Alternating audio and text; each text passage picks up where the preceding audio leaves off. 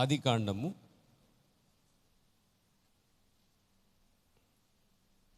41వ అధ్యాయము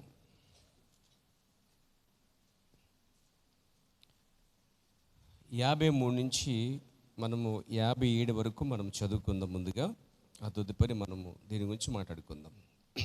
చదువుతారు ఎవరైనా? చూడండి.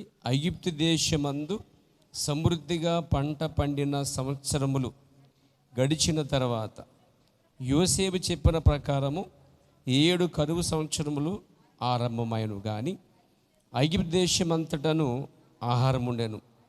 ఐగుప్తు దేశమంతటను కరువు వచ్చినప్పుడు ఆ దేశస్థులు ఆహారము కోసము ఫరోతో మొరపెట్టుకునేది. అప్పుడు ఫరో, మీరు యోసేపు నద్దకు వెళ్ళి అతడు మీతో చెప్పినట్లు చేయడని ఐగుప్తులందరితో చెప్పాను. కరువు ఆ దేశమందు అంతటా ఉండెను గనక యోసేపు కోట్లన్నీ విప్పి ఐగుప్తులకు ధాన్యం అమ్మకము చేశాను. ఐగుప్తు దేశమందు ఆ కరువు భారముగా ఉండెను. మరియు ఆ కరువు ప్రతి దేశమందు భారమైనందున సమస్త దేశస్థుల యోసేపు నద్ద ధాన్యం కొనుటకు ఐగుప్తునకు వచ్చిరి. దేవుడి వాక్య భాగం దీవించునుగాక. ప్రేమ నమ్మగల మా ప్రియ పరమ తండ్రి, సర్వశక్తి గల మా ప్రభువా, నిన్న నేడు నిరంతరమును ఏకరీతిగా ఉన్న యేసు మీకు వందనములు, స్తోత్రాలు చెల్లించుకున్నాం ప్రభువా. ఈ దినం పగలంతా నన్ను మమ్మల్ని అందరినీ కాచి కాపాడి ప్రయాణములో పనిపాట్లో సహాయం చేసి తిరిగి సాయంకాలం మందు ప్రభు బుధవారం నాడు ప్రభు నేను కలుసుకుని కృపించినందుకు స్తోత్రాలు. ఇంతవరకు పాటల ద్వారా మహింపరచబడ్డారు. ఈ సమయంలో నాయన చదవబడిన వాక్య భాగము దీవించండి, మాతో మీరు మాట్లాడండి. యేసు నామములో అడిగి వేడుకొనుచున్నాము, ఆమేన్. దయచేసి కూర్చుంటారు. బైబిల్ స్టడీ ఎంతమందికి ఉపయోగపడుతుందండి? మనం ఆచారబద్ధంగా అయితే మాత్రం కూడుకోకపోవడం మంచిది అనుకుంటున్నాను. కానీ ఇది మనకు పనిచేస్తుందంటే కనుక కూడుకోవాల్సింది. ఆ దినం సమీపించుకొలితే మనం దినదినం ఇచ్చారట, మనం ఆ దినం సమీపించుకొలితే కూడుకోవాలంట. ప్రభు యొక్క రాకడ సమీప దినాల్లో ఉన్నాం కాబట్టి ఆ దినము సమీపించే కొలది. అసలు ఆ దినం ఏంటి? ప్రభు దినం. ఆ దినం ఏంటి? యేసుక్రీస్తు వచ్చే దినం. హల్లెలూయా. ఆ దినం సమీపించుచున్న సమయంలో మనం జీవిస్తున్నాం. అంటే రాకడ సమయంలో జీవిస్తున్నాం. ప్రభు తన సంఘం తీసుపడుకొచ్చు దినాల్లో మనం జీవిస్తున్నాం. అవునా కాదంటారా? కాబట్టి ఆ దినము సమీపించుకొలితే మనం దగ్గరగా దినదినము అంటే దినము సమీపించుకొలితే కూడుకుంటాం అనేది చాలా మంచిదని బైబిల్ చెప్తుంది. దేవునికి స్తోత్రం కలుగాక. కాబట్టి మీ బైబిల్ స్టడీ ఎంతమందికి ఉపయోగపడుతుందండి? ఆత్మీయంగా అన్ని విధాలుగా దేవునికి స్తోత్రం కలుగాక. దీనివల్ల మర్మములు మాత్రమే కాదు, మారుమనసు కూడా అవసరం అండి. మనిషి మారుమనసు లేకుండా మర్మములు తెలుసుకున్నంత మాత్రాన అతడు రూపాంతరపరచబడ్డాడు లేక ఆమెయినా. ఈరోజు మర్మములైతే పూర్తిగా తెరవబడ్డాయండి. మర్మములు తెరవబడినప్పుడు మర్మములు తెలుసుకుని ప్రజలు, నాకు తెలిసినంతవరకు చూస్తే వారి జీవితాల్లో క్రీస్తు లేడండి. ఎందుకంటే తగ్గింపు లేదు, సాత్వికం లేదు, ప్రేమ లేదు, క్షమాపణ లేదు. ఏమండి? ప్రేమించలేకపోతున్నారు. మర్మములు తెలుసుకుని ఆ విధంగా అది అలా ఉపయోగపడకపోతే ఆ మర్మం వలన ఏ ఉపయోగము లేదండి.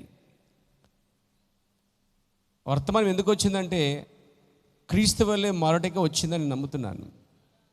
వర్తమానం ఎందుకు వచ్చిందంటే కడకి మన అందరము క్రీస్తు వల్లే అనగా, క్రీస్తు వల్లే అంటే ఏంటి? గడ్డం పెంచుకుని, ఉజుడు పెంచుకుని, సెలవు కప్పుకుని, నిరుడంగా వేసుకుని ఆ వేషధారణ కాదు కానీ, అంటే ఆ వస్త్రధారణ కాదు కానీ స్వభావం క్రీస్తు స్వభావం. దాని అంటాడు, క్రీస్తు స్వరూపం యందు ఏర్పడే వరకు నాకు ప్రసవ వేదన కలుగుచున్నదని పౌలు అంటలే. క్రీస్తు స్వరూపము మీ యందు ఏర్పడే వరకు నాకు ప్రసవ వేదన. అంటే ఒక సేవకుడు ప్రసవ వేదన పడుతున్నాడు. ఆ యొక్క అపోస్తుడైనటువంటి పౌలు అంటే ఇంతగా సంఘము ఎక్కడికి రావాలంటే క్రీస్తు స్వరూపమందు రావాల్సింది అనమాట. ఒక శిల్పి ఎలా చెక్కుతాడు సంఘాన్ని, పరిశుద్ధాత్మని శిల్పి కూడా నన్ను మనందరూ కూడా చెక్కుతున్నాడు అనమాట.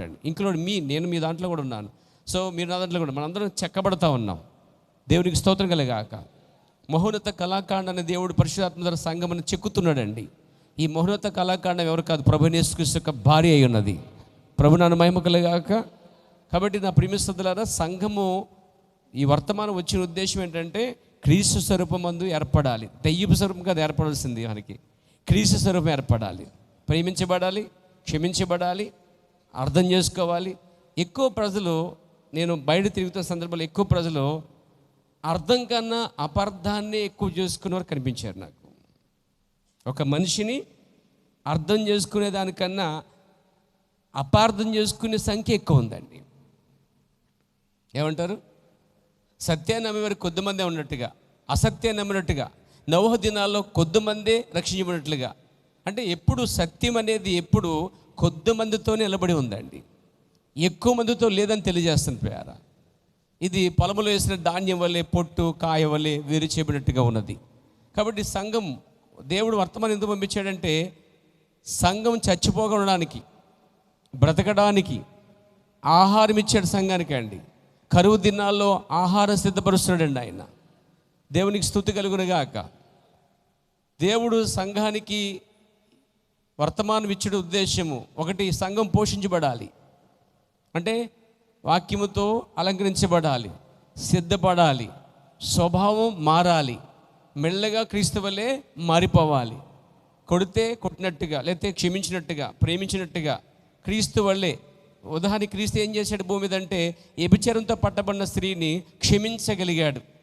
శిక్షించే అర్హత ఉన్నాను, క్షమించగలిగాడు. అలా నీ వద్దకు వచ్చినటువంటి ఏ తీర్పు అయినా అర్హత నీకు ఉన్నప్పుడు, యోగ్యత నీకు ఉన్నప్పుడు, క్రీస్తు వల్లే దాన్ని క్షమించే స్థాయికి వచ్చినప్పుడే వర్తమానం యొక్క విలువ ఉందండి. కాదంటారు మీరు? దేవుని స్తోత్రం కలుగాక. వర్తమానంలో అన్నీ తెలుసుకున్న తర్వాత నీ తోటి సహోదరుని ప్రేమించలేకపోతున్నావు, క్షమించలేకపోతున్నావు అంటే ఆ వర్తమానం వల్ల నీ లోపల వర్తమానము లేదు, అంటే వాక్యము లేదు. క్రీస్తు వాక్యమై ఉన్నాడు, వాక్యము శరీరధార అయింది. ఇప్పుడు వధువు కూడా శరీరధారాలు వాక్యంగా మారిపోవాలి. ఆయన వాక్యమైనప్పుడు ఎలా మాట్లాడాడంటే వాక్యంతో నిలబడి ఉన్నాడు, వాక్యంతో ఉన్నాడు ఆయన, వాక్యముతో నిలబడి ఉన్నాడు. ఇలా రాయబడి ఉంది, ఇలా రాయబడి ఉంది, ఇలా చదవలేదా అని వాక్యంతో జీవించాడండి. కాబట్టి మనము యేసుక్రీస్తు వల్లే జీవించుటకు, రూపాంతరపరచబట్టకు, క్రీస్తు వల్లే ప్రేమించి క్షమించుటకు, క్రీస్తు వల్లే భరించుటకు దేవుడు వర్తమానం పంపించాడండి. ఇన్ని విషయాలు తెలుసుకున్న తర్వాత చూడండి, చిన్న ఉదాహరణ ఉంది. బరువైన చెట్టు ఎప్పుడు కూడా ఆ గింజగల చెట్టు వంగు ఉంటుందంటండి. అంటే బరువు అయినటువంటి స్త్రీ కూడా, గర్భం ధరిన స్త్రీ కూడా చాలా సాత్వికంగా, సున్నితంగా మారిపోద్దట ఆమె బరువుతో. ఈరోజు యేసుక్రీస్తు యొక్క వధువు, ఆమె ఆత్మ సంబంధం గర్భం ధరించిందండి, క్రీస్తుని ధరించిందండి, వాక్యం ధరించిందండి. అంటే చాలా సాత్వికంగా, దీనంగా, దయగలదానిగా మారిపోవాలండి. ప్రభునామ మహిమ కలుగాక, స్తుతి కలుగునుగాక. కాబట్టి వర్తమానము క్రీస్తు వలె మారుటకు ఎంత తెలిసిందో వర్తమానం కాదు, ఎంత జీవించామనేది ముఖ్యమన్నమాట. ఇప్పుడు నాకు తెలిసినంతలో జీవిస్తున్నానండి, మీకు తెలిసినంతలో మీరు జీవించండి. తెలియకపోతే దేవుడు దాన్ని తప్పకుండా తీసుకుని వస్తాడు. ఆశకల ప్రాణం దేవుడు ఏం చేస్తాడు? తృప్తిపరుస్తాడండి. సరే, మంచిది. ఇక్కడ చూడండి, ఆది కాండంలో కొన్ని విషయాలు మీకు చెప్పాలని ఆశిస్తాను పేరా. ఇక్కడ కరువు వచ్చిందండి. అసలు ఈ కరువు రాకముందే చాలా తెలివిగా, జ్ఞానంగా, ముందు చూపుతో యోసేపు ఫరోకి చక్కటి జ్ఞానం చెప్తున్నాడు అన్నమాట. అయ్యా, కొన్ని దినాల్లో కరువు రాబోతుంది దేశం మీదకి.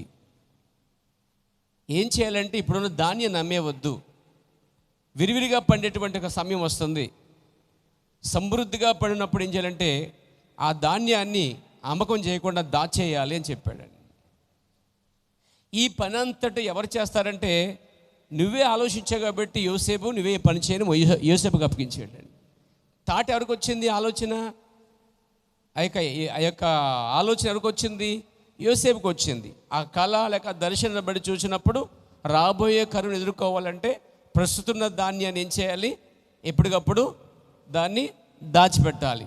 అలా దాచిపెట్టినప్పుడు ఏమవుతుందంటే సమయం వచ్చినప్పుడు, కరువు, దేశమంతా కరువు వచ్చినప్పుడు, అప్పుడు మన దేశము ఇతర దేశానికి కూడా ఇచ్చుట వలన ఒకటి వారు ప్రాణాలతో బ్రతుకుతారు, అంటే వాళ్ళు తినడానికి ఆహారం ఉంటుంది.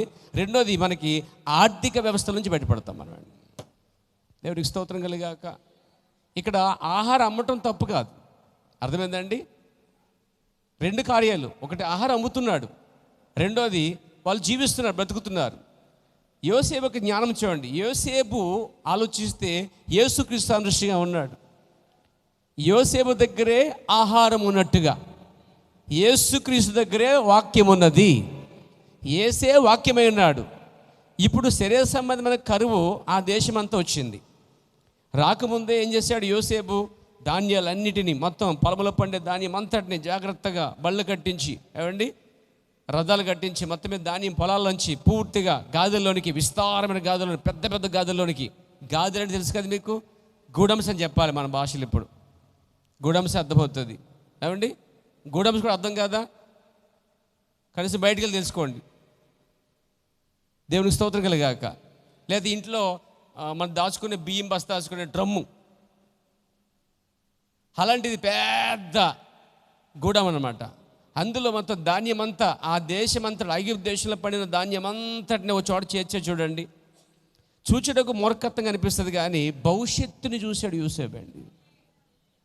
చూచడకు అది మూర్ఖంగా అనిపిస్తుంది, కానీ అమ్మకుండా దాస్తున్నాడంటే దాని అర్థము చూడండి. చీమలు ఎండాకాలంలో జాగ్రత్తగా ఆహారాన్ని సమకూర్చుకున్నట్టుగా, సామెతలు చెప్పినట్టుగా ఆహారం సమకూర్చుకుని అవన్నీ కలిపి పోగుపెట్టుకుంటాయి. వర్షాకాలంలో బయటికి వెళ్ళడానికి అవకాశం లేదు కాబట్టి, కరువు దినాలు కాబట్టి, ఆ కరువు దినాలన్నిటికీ సరిపడగా ఆహారాన్ని చీమలు దాచుకున్నట్టుగా యోసేపు దేవుని పరిశుద్ధాత్మ గలవాడు కాబట్టి భవిష్యత్తును చూడగలిగాడు. అంటే కరువు రాబోతుంది అని ఒక బయలుపాటుతో ఒక దర్శనం అయితే అతనికి ఉంది. అలాగే ఆత్మ సంబంధంగా ఈరోజు ఆత్మ సంబంధంగా భవిష్యత్తులో కరువు వస్తుందని ఊలియన్ వెంటనే ముందే చెప్పాడండి.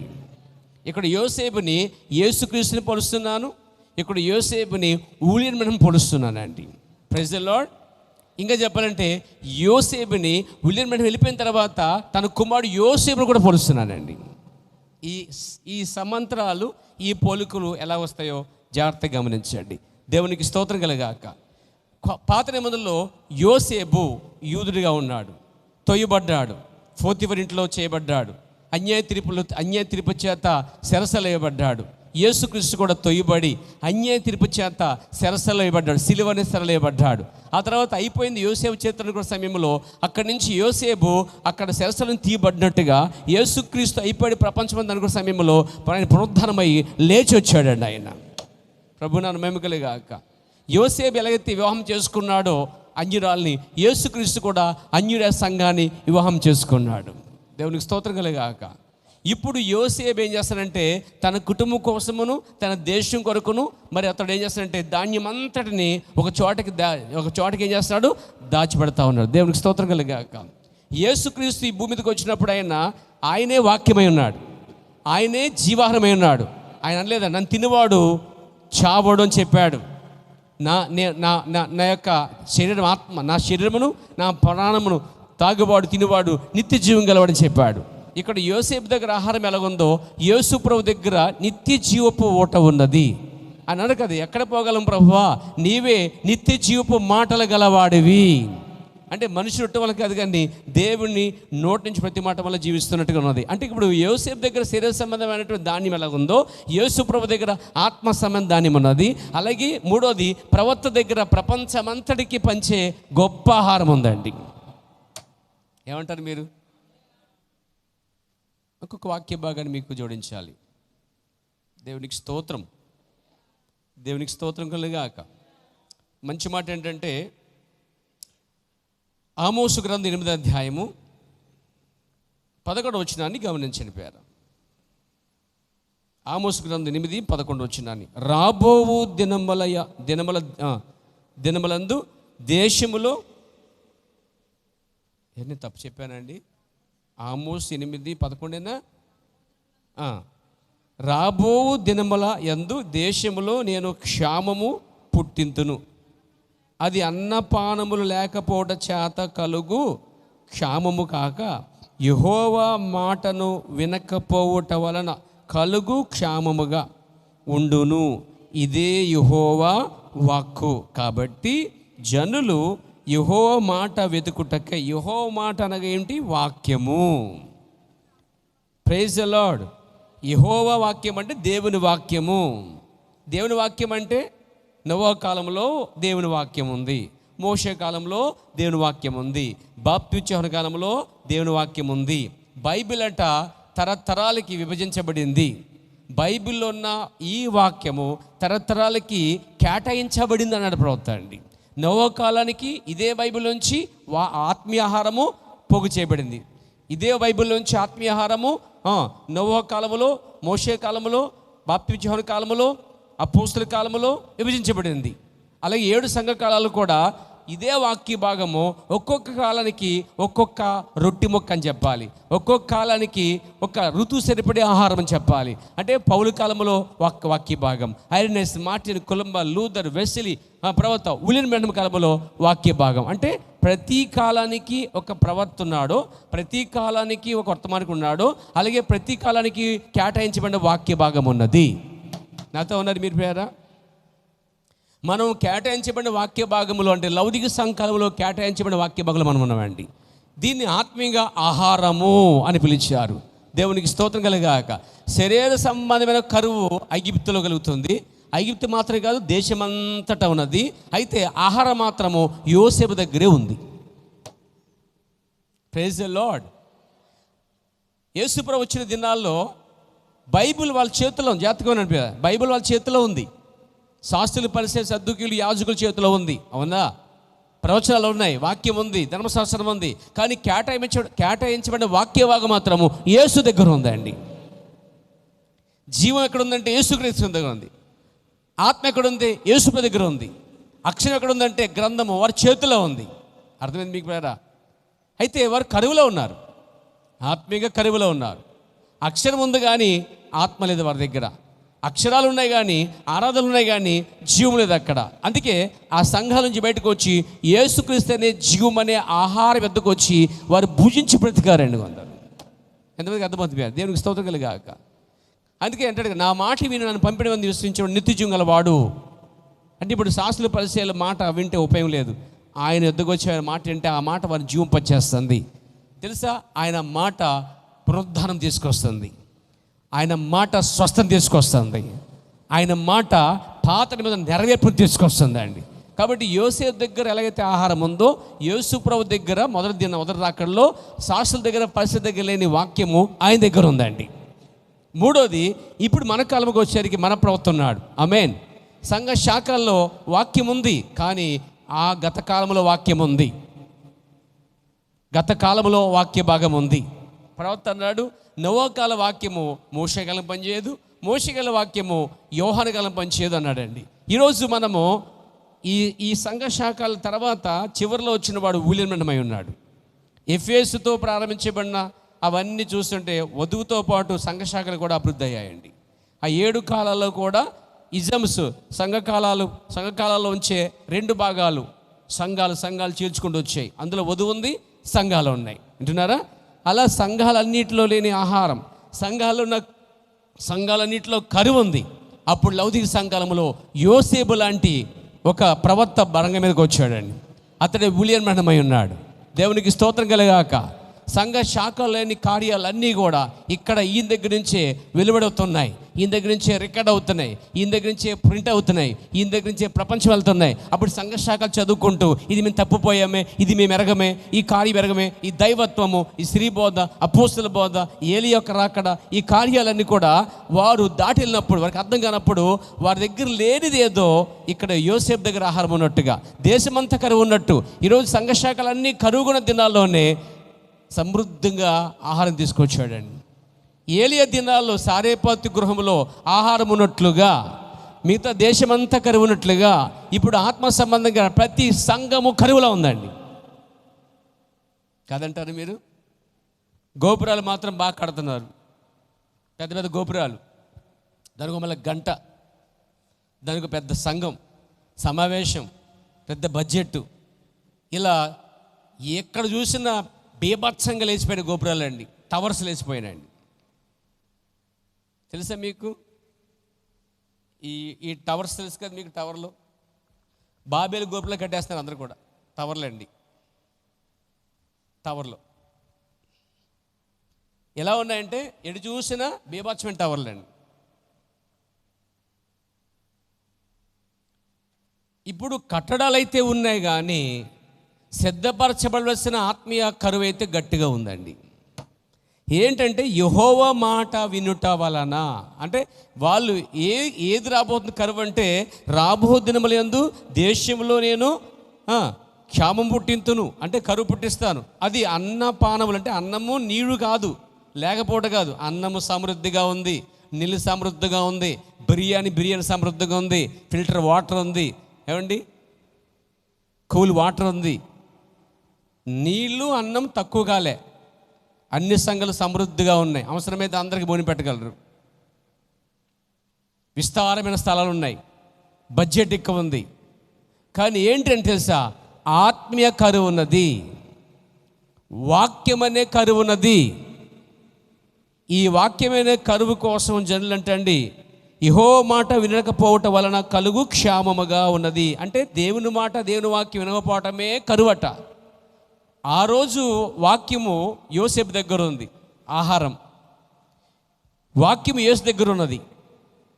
ఈరోజు ప్రవక్త దగ్గర పలకబడిన వాక్యం ఉంది, మిగతా ఎవరి దగ్గర వాక్యము లేదు.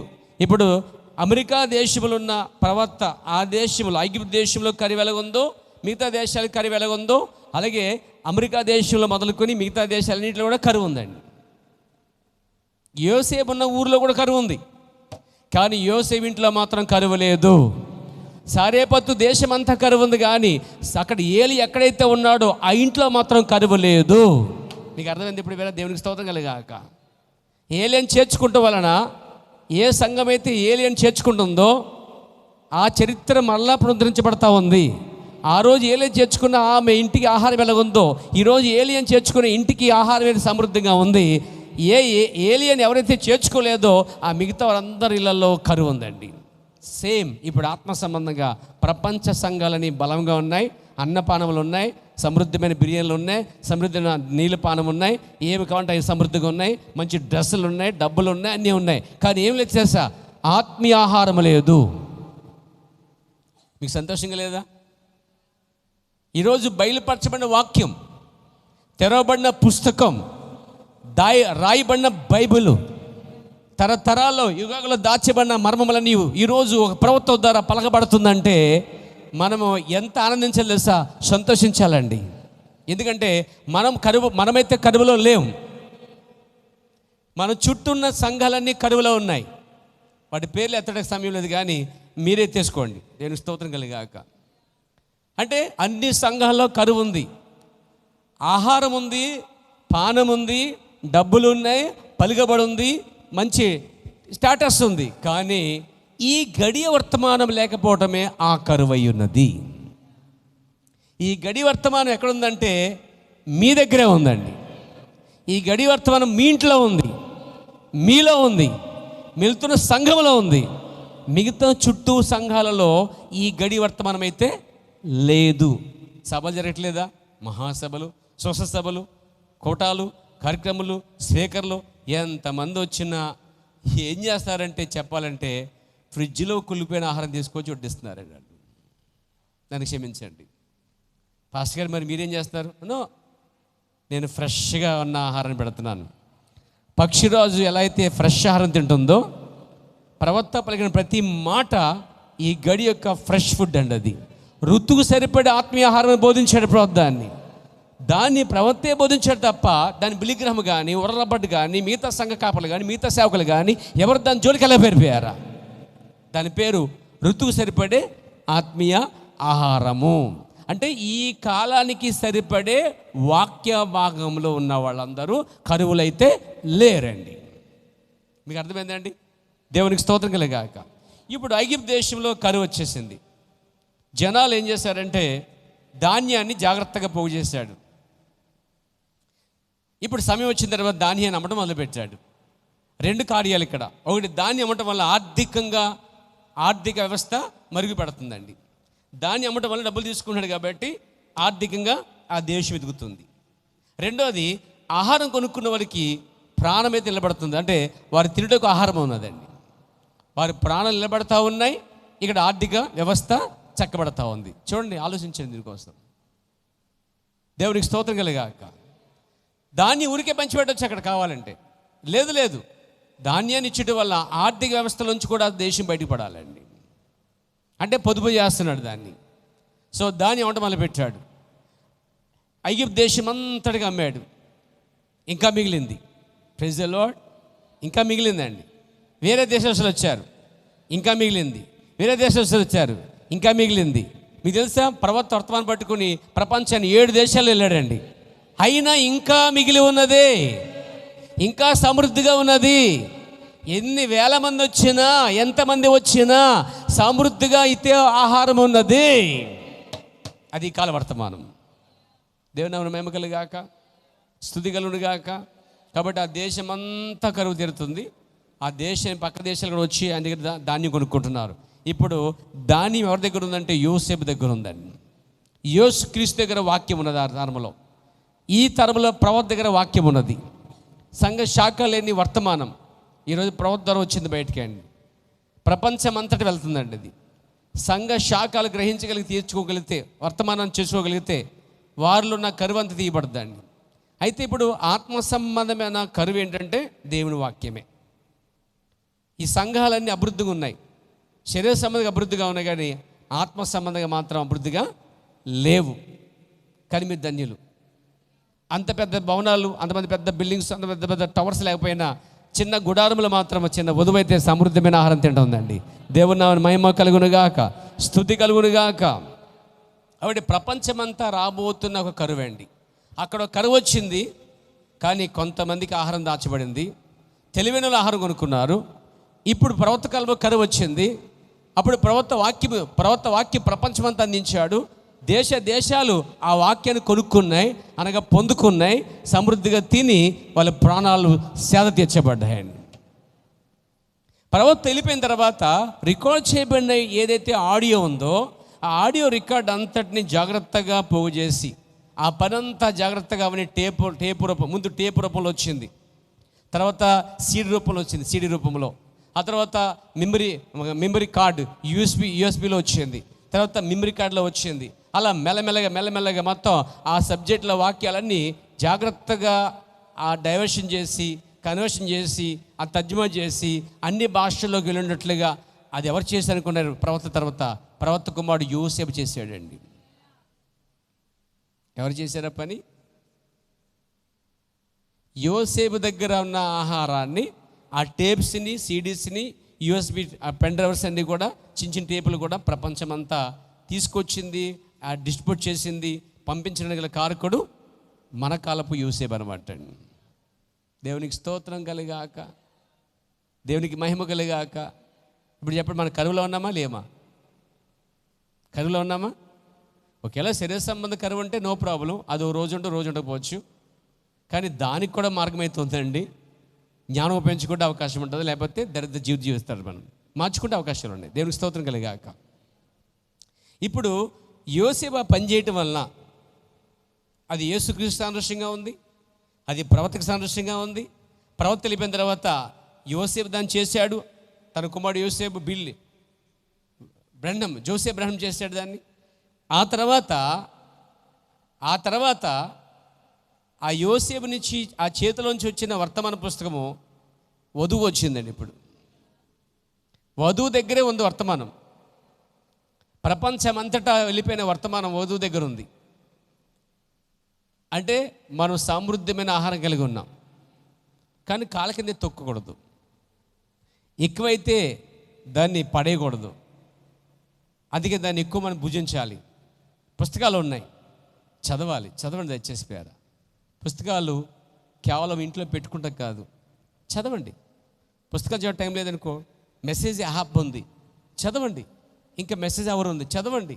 ఇంకా ఎన్నో టెక్నాలజీ పెరిగింది కాబట్టి ఫోన్లో కూడా చాలా మెసేజ్లు, అన్ని రకాల మెసేజ్, ఇంగ్లీష్, తెలుగు, అలాగే ఇంగ్లీష్లో ఫ్యామిలీ ఆల్టర్ కూడా వచ్చేసింది. చక్కగా చదవండి, అన్నీ ఉన్నాయి సమృద్ధిగా.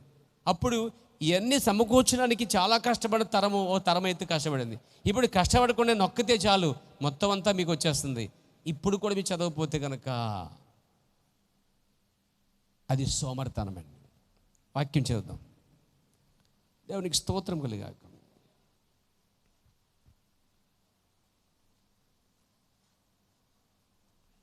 హల్లెలూయా. ఒక వాక్య భాగం చూద్దామండి.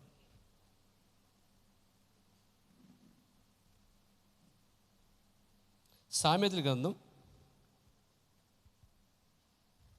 21:25 సోమరి వాని చేతులు, ఈ మాట గమనించండి, సోమరి చేతులంట పని చేయమంటండి. ఎంతమంది పని చేస్తారు మీరు ఇక్కడ? ఎంతమంది పని చేస్తున్నారండి? పని మీరు పని చేయట్లేదా? ఏమండి మీరు పని చేసుకుంటలేదా? ఎంతమంది పని చేస్తారమ్మా? బ్రదర్ సిస్టర్ చెప్పండి, అందరూ పని చేస్తున్నారా? మీకు తెలుసా కేరళ వాళ్ళు ఖాళీగా ఉండరండి, ఏదో పని చేస్తూ ఉంటారు. తమిళనాడు వాళ్ళు ఖాళీగా ఉండరు, ఏదో పని చేస్తుంటారు. మీకు తెలుసా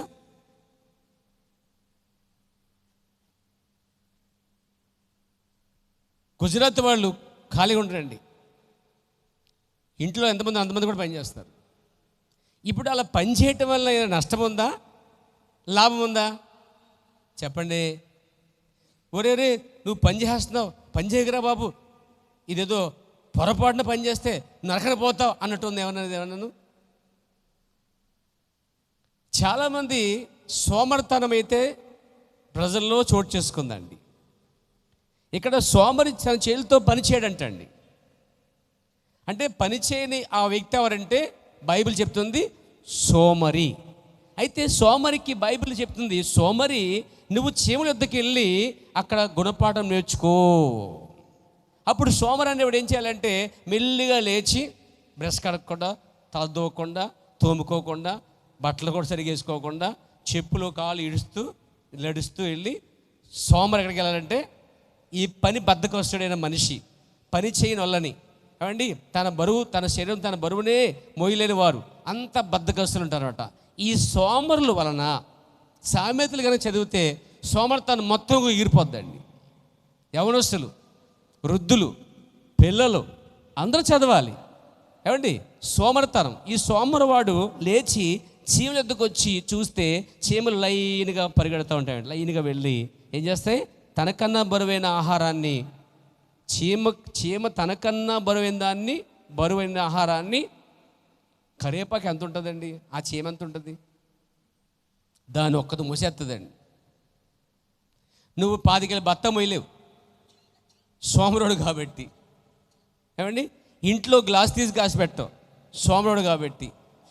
ఇల్లంతా కిచెన్ అంతా దరిద్రంగా ఉంటే కనీసం తుడుచుకోలేవు సోమరితనం కాబట్టి. కనీసం క్లీన్ చేసుకోలేవు. పడిపోయిన బియ్యం, పడిపోయిన చెత్త, అది ఇది. కొంతమంది ఇంకా సోమరులు లేచి పొద్దున్న అలా తుడిచేసి ఆ మూలకి తలుపు సైడ్ మూసేస్తారండి. అమ్మలారా చీపురి కట్టి పెట్టుకొని తుడిచి ఆ మూలకి ఈ మూలకి తోసేయకండి అమ్మ, మీ ఇల్లు అది, శుభ్రంగా ఉంచుకోండి. కోపం చూస్తున్నారేంటండి? అంటే ఒక స్త్రీ కూడా ఖచ్చితంగా ఇంట్లో పని చేసుకుంటూ ఇల్లుని చక్కబెట్టుకోవాల్సిన బాధ్యత ఉంది. ఒక స్త్రీకి సమృద్ధిగా అన్నీ ఉన్నాను. కొంతమంది స్త్రీలు ఉంటారండి బయట పని చేస్తారు, ఉదాహరణకి టీచింగ్ వెళ్ళవచ్చు, లేదా నర్సింగ్కి వెళ్ళవచ్చు, లేదా ఏదో సంథింగ్ ఆఫీసులో ఎక్కడో పని చేస్తుంటారు. అలా పని చేసుకుంటూ వచ్చి కూడా వాళ్ళు, కొంతమంది స్త్రీలు ఇళ్ళల్లో కూడా పని చేసుకుంటూ చాలా శుభ్రంగా ఉంచుకుంటారండి. పని విషయంలో మాట్లాడుతున్నాను నేను. అది ఏ పని అయినా సరే, ఇంటి యొక్క పని కావచ్చు. ఇంకా సోమరు చెప్పమంటారా, స్నానం చేయరండి కొంతమంది. అసలు వీళ్ళు ఏం చేయాలండి? వీళ్ళని కొంతమంది అసలే అన్నం కూడా తినలేరన్నమాట. ఎవరైనా తినిపిస్తే బాగుంది అనుకుంటారండి. అంత సుఖపడకండి. మీకు తెలుసా, ఎవరన్నా అంత సుఖపడితే, ఒక ధనవంతుడు బైబిల్ కనిపిస్తాడు మనకి. వాడు భూమి మీద ఓదరంగ వస్త్రం ధరించి సుఖాన్ని అనిపించాడట.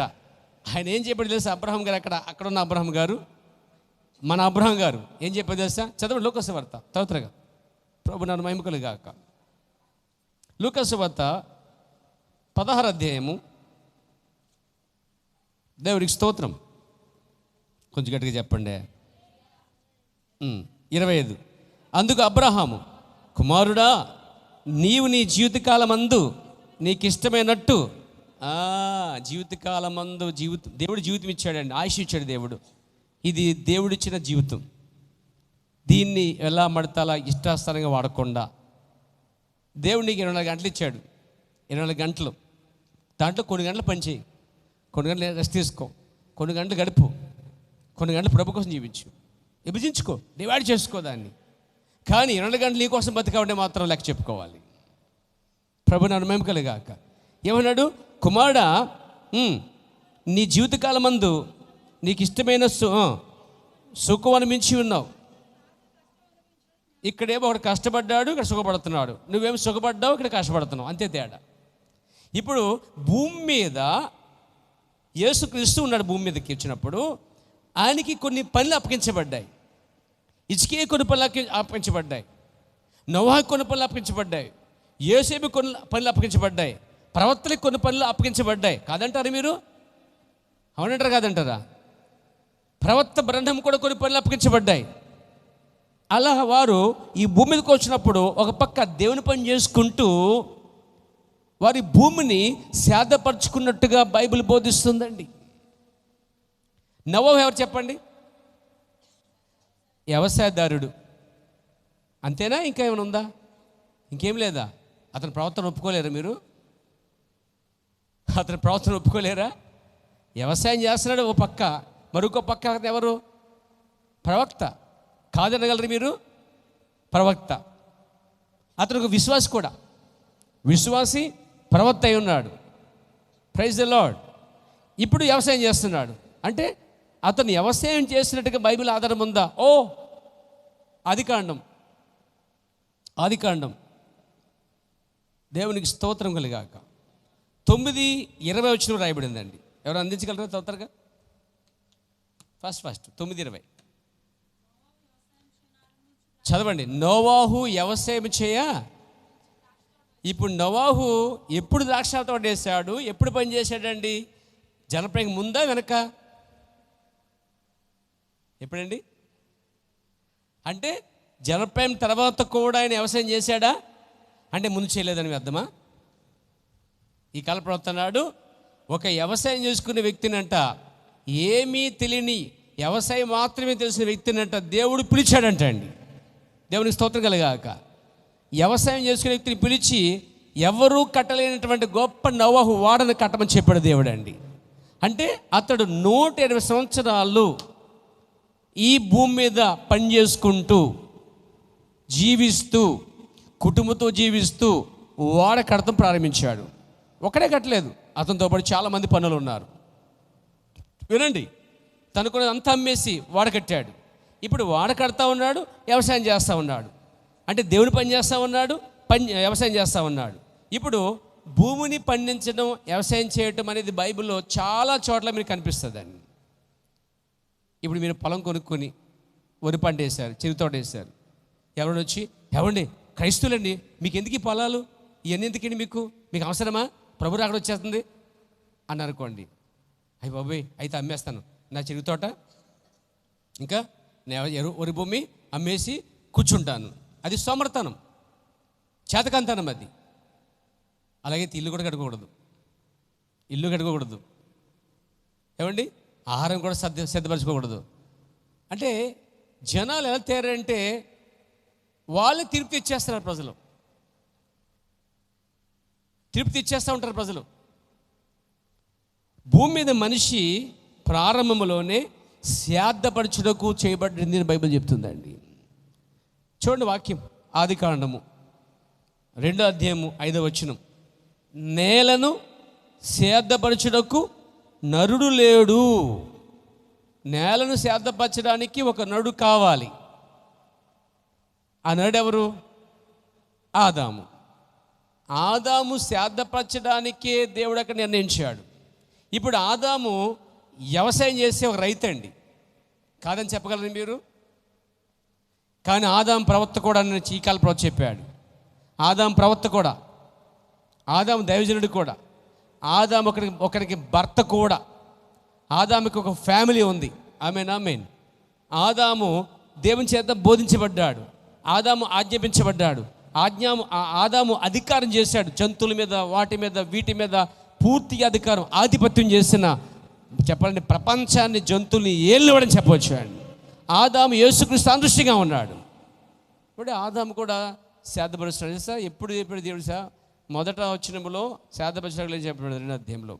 3వ అధ్యాయం తర్వాత ఎప్పుడైతే తినకుండా తప్పు, ఎప్పుడైతే పాపం చేశారో, ఎప్పుడైతే వాళ్ళు తినకుండా కానీ ఆజ్ఞాతిక్రమం చేశారో, పాపం చేశారో, అప్పుడు 3వ అధ్యాయంలో, ఆదికాండం 3వ అధ్యాయంలో వాక్యం చెప్తుందని చూడండి. అక్కడ 3:17లో పొలములోని పంట తిందువు అన్నాడండి. అన్నాడా? పొలములో పంట తిందువు అన్నాడండి. మీకు అర్థమైందండి? మట్టి చీబడ్డ కాబట్టి నీవు మట్టి చేరే వరకు నువ్వేం చేస్తావు? నీకు భూమి ముళ్ళ పొదలు, గచ్చు పొదలు మొలిపిస్తుంది.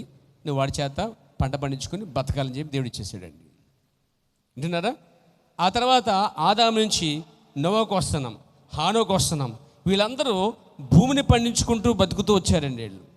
కానీ అదే సమయంలో నోవాహు యేసుక్రీస్తు యొక్క రాకడ కోసం చూశాడండి. పాతలో పరిశుద్ధులందరూ, అబ్రహాం, ఇస్సాకు, యాకోబులందరూ, టోటల్గా ఇశ్రాయేల్ అందరూ కూడా రాబోయే ఒక రాజ్యం కోసమైతే చూశారు వాళ్ళండి. అంటే నోవాహు పక్క కుటుంబం కొరకు కష్టపడుతూ, హానోకు పక్క కుటుంబం కోసం కష్టపడుతూ, ఆదాము పక్క కుటుంబం కోసం కష్టపడుతూ, అంటే వీళ్ళెవరు సోమరులుగా అయితే పనులు చేసుకుంటున్నారు. దేవునికి స్తోత్రం కలిగాక, దేవుని నా మహిమ కలుగునుగాక. నాతో ఉన్నారా? ఇప్పుడు ఆదాము పని చేసుకుంటున్నాడు. ఆదాము తర్వాత నోవాహు, హానోకు పనిచేస్తూ వచ్చారు. ప్రభునామ మహిమ కలిగాక చెప్పొచ్చు హల్లెలూయా. ఆ తర్వాత మనం చూస్తున్నప్పుడు చూడండి, ఆదికాండము 26:12 ఇస్సాకు కూడా వెళ్ళి పొలము తీసుకుని విత్తనం వేసినట్టుగా బైబిల్ చెప్తుందండి. ప్రభునామ మహిమ కలిగాక. 26:12 అండి. ఆ దేశమందున్న వాడై విత్తనం అంటే పొలములో విత్తనం వేశాడట. ఎవరండి? ఇస్సాకు ఎవరండి? అబ్రహాం కుమారుడు. ఇస్సాకు ఎవరు సాదృశ్యమండి? ఇస్సాకు ప్రవక్త అని మీకు తెలీదా? ఇస్సాకు కూడా ప్రవక్త అంటే అండి. అబ్రహాం ప్రవక్త, యాకోబు ప్రవక్త, నోవాహు ప్రవక్త, హానోకు ప్రవక్త, ఆదాము కూడా ప్రవక్త అయి నడిపారా? దేవునికి స్తోత్రం కలిగాక. ఈ ప్రవక్తలందరూ పనిచేసుకుని వచ్చారు తెలుసా మీకు? మన కాల ప్రవక్త విసుకొస్తే విలియం బెన్హం కూడా చేపలు పట్టాడు తెలుసా మీకు? వేటాడు తెలుసా మీకు? కౌబాయిగా ఉండి గేదెలు, ఆవులు కూడా కాశాడు తెలుసా మీకు? వాటికి పనిచేస్తే తెలుసా మీకు? ఇండియన్ యొక్క గ్యాస్ కంపెనీలో పనిచేస్తే తెలుసా మీకు? అక్కడ రీడింగ్ తీసే ఎలక్ట్రిసిటీ రీడింగ్ తీయటకు కూడా పనిచేసే తెలుసా మీకు? స్తంభాలెక్కి పనిచేసే తెలుసా మీకు? Prophet William Benham. దేవునికి స్తోత్రం కలిగాక.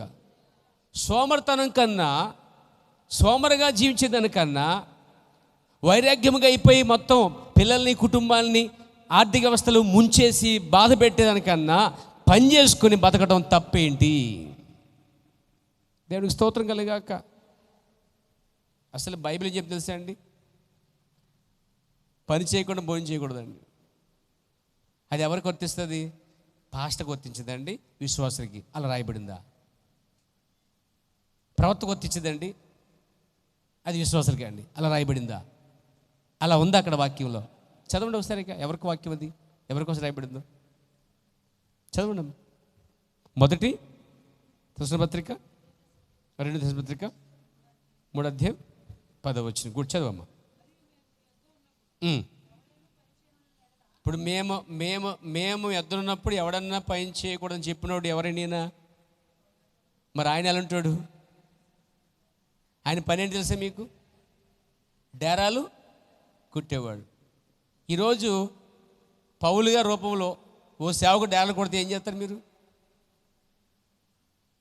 అలా చూస్తారు ఏంటంటే అది పెద్ద పాపములాగా. ఏం చేస్తారు మీరు? ఒప్పుకోగలరా? ఒప్పుకోరా? పోనీ విలియం బెన్హం పెట్టుకుందాం. విలియం బెన్హము చేపలు పట్టి వాటిని అమ్మాడు తెలుసా మీకు? ఎంతమంది తెలుసా అండి? అంటే భాస్కర్ గారు మన చేపలు పట్టమంటారా? ఒప్పుకుంటే పట్టుకోండి, నాకేం అభ్యంతరం లేదు. పని విషయం చెప్తున్నాను. సోమర్తనం కన్నా పనిచేయటం మిన్న అని చెప్పడంలో సందేహపడకనిపోయారా? ఇప్పుడు ఆహారం సమకూర్చే పనంతా ఎవరు చేశారనుకుంటారు? అక్కడ బైబిల్లో యోసేబే చేశాడు. ఖాళీ లేకుండా కష్టపడ్డాడండి ఆయన. ప్రభు నాన్న మహిమ కలుగాక, స్తుతి కలుగునుగాక. చదవండి. ఎవడైనా మాట ఎవరికి వర్తిస్తుందని చెప్పండి. ఎవరైనా ఇక్కడ పాస్టర్కి వర్తించదో తీసేద్దాం, అపోస్తలుకి వర్తించదో తీసేద్దాం, సువార్తికుడికి వర్తించదో తీసేద్దాం, ప్రవక్తకు వర్తించదో తీసేద్దాం. ఎంతమంది ఉపదేశంలో మనకి సేవ బృందం ఎంతమంది అండి? సేవ బృందం అంటే ఏంటి? 5 రకాల పరిచర్య అంటే అపోస్తలు, ప్రవక్తలు, సువార్తికులు, ఉపదేశకులు, కాపర్లు. వీళ్ళు 5 తీసేద్దాం మనం. ఈ 5 తీసేసి వీళ్ళకి మాత్రమే రాయబడిందండి. అక్కడ ఎవడైనా రాయబడిందా? ఈ ఎవడైనా పదం కాడ మీరు ఎక్కడని చూస్తే ఇదే ప్రకటన గ్రంథం చివరిలో ఎవడైనా ఈ గ్రంథమందు వచనములు కలిపిన తీసిన వాడు శాపగ్రస్తుడు అన్నాడు. అలాగే పౌలు ఎవడైనాను మేము కాక సువార్త చెప్పింది కాక వేరే సువార్త చెప్తే ఎవడైనాను శాపగ్రస్తుడు అంటే అక్కడ సేవకులకు వర్తిస్తుంది. ఇక్కడ వచనం తీసి కలిపేది సేవకులకు వర్తిస్తుంది. ఎవడైనా అర్థం ఏంటంటే ఎవడన్నా పని చేసుకోవచ్చాడు. నాతో ఉన్నారా? ఎవడైనాను పని చేయని వాళ్ళని ఎడలా, మన సంఘం చెప్తున్నాను, మీరు పని చేయకపోతే ఆ రోజు భోజనం చేయకండి. పని లేకపోతే వేరే విషయం. పని కూడా ఉండి కూడా ఇంట్లో కూర్చుని అలాగే ఉన్నావంటే రుబ్బురు లేక, పత్రము లేక, తాడి చెట్టు లేక, గుమ్మడికాయ లాగా నువ్వెన్నని చెప్పుకో. పని చేయకుండా నీ సమయాన్ని అలా గాల్లో కలిపేసుకుంటూ కాలక్షేపం చేసేస్తూ పర్లేదు, మాకు అంత అవసరం లేదండి, ఏదో ఆ రోజుకి ఆహారం కూడా సరిపోద్ది, మిగతా రోజులు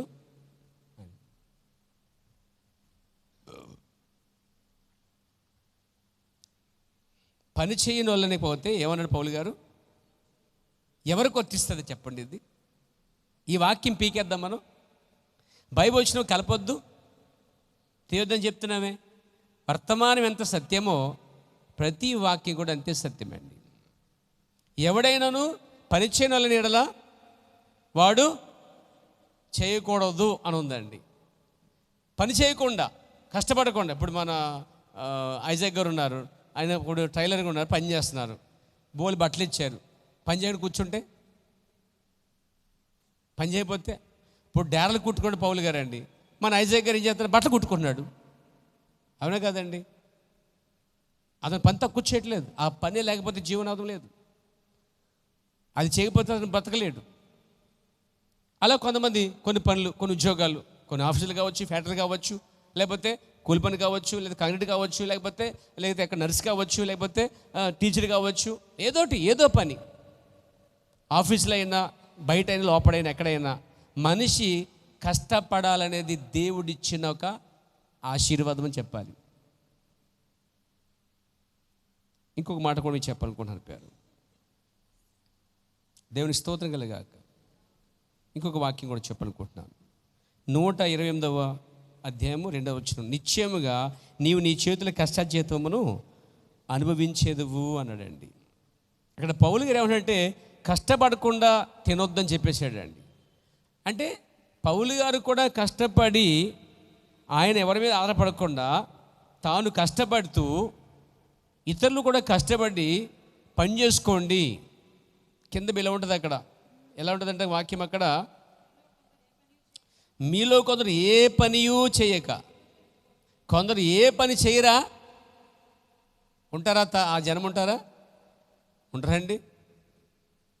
ఇప్పుడు ఇంట్లో పిల్లలు ఉన్నారనుకోండి, పిల్లలు ఇంట్లో ఏ పని చేయనుకోండి, తండ్రి అంటాడు, తాడు చెత్త అంత ఎదిగో, ఈ పని చేయడం చేత కదా అని తిడతాడు.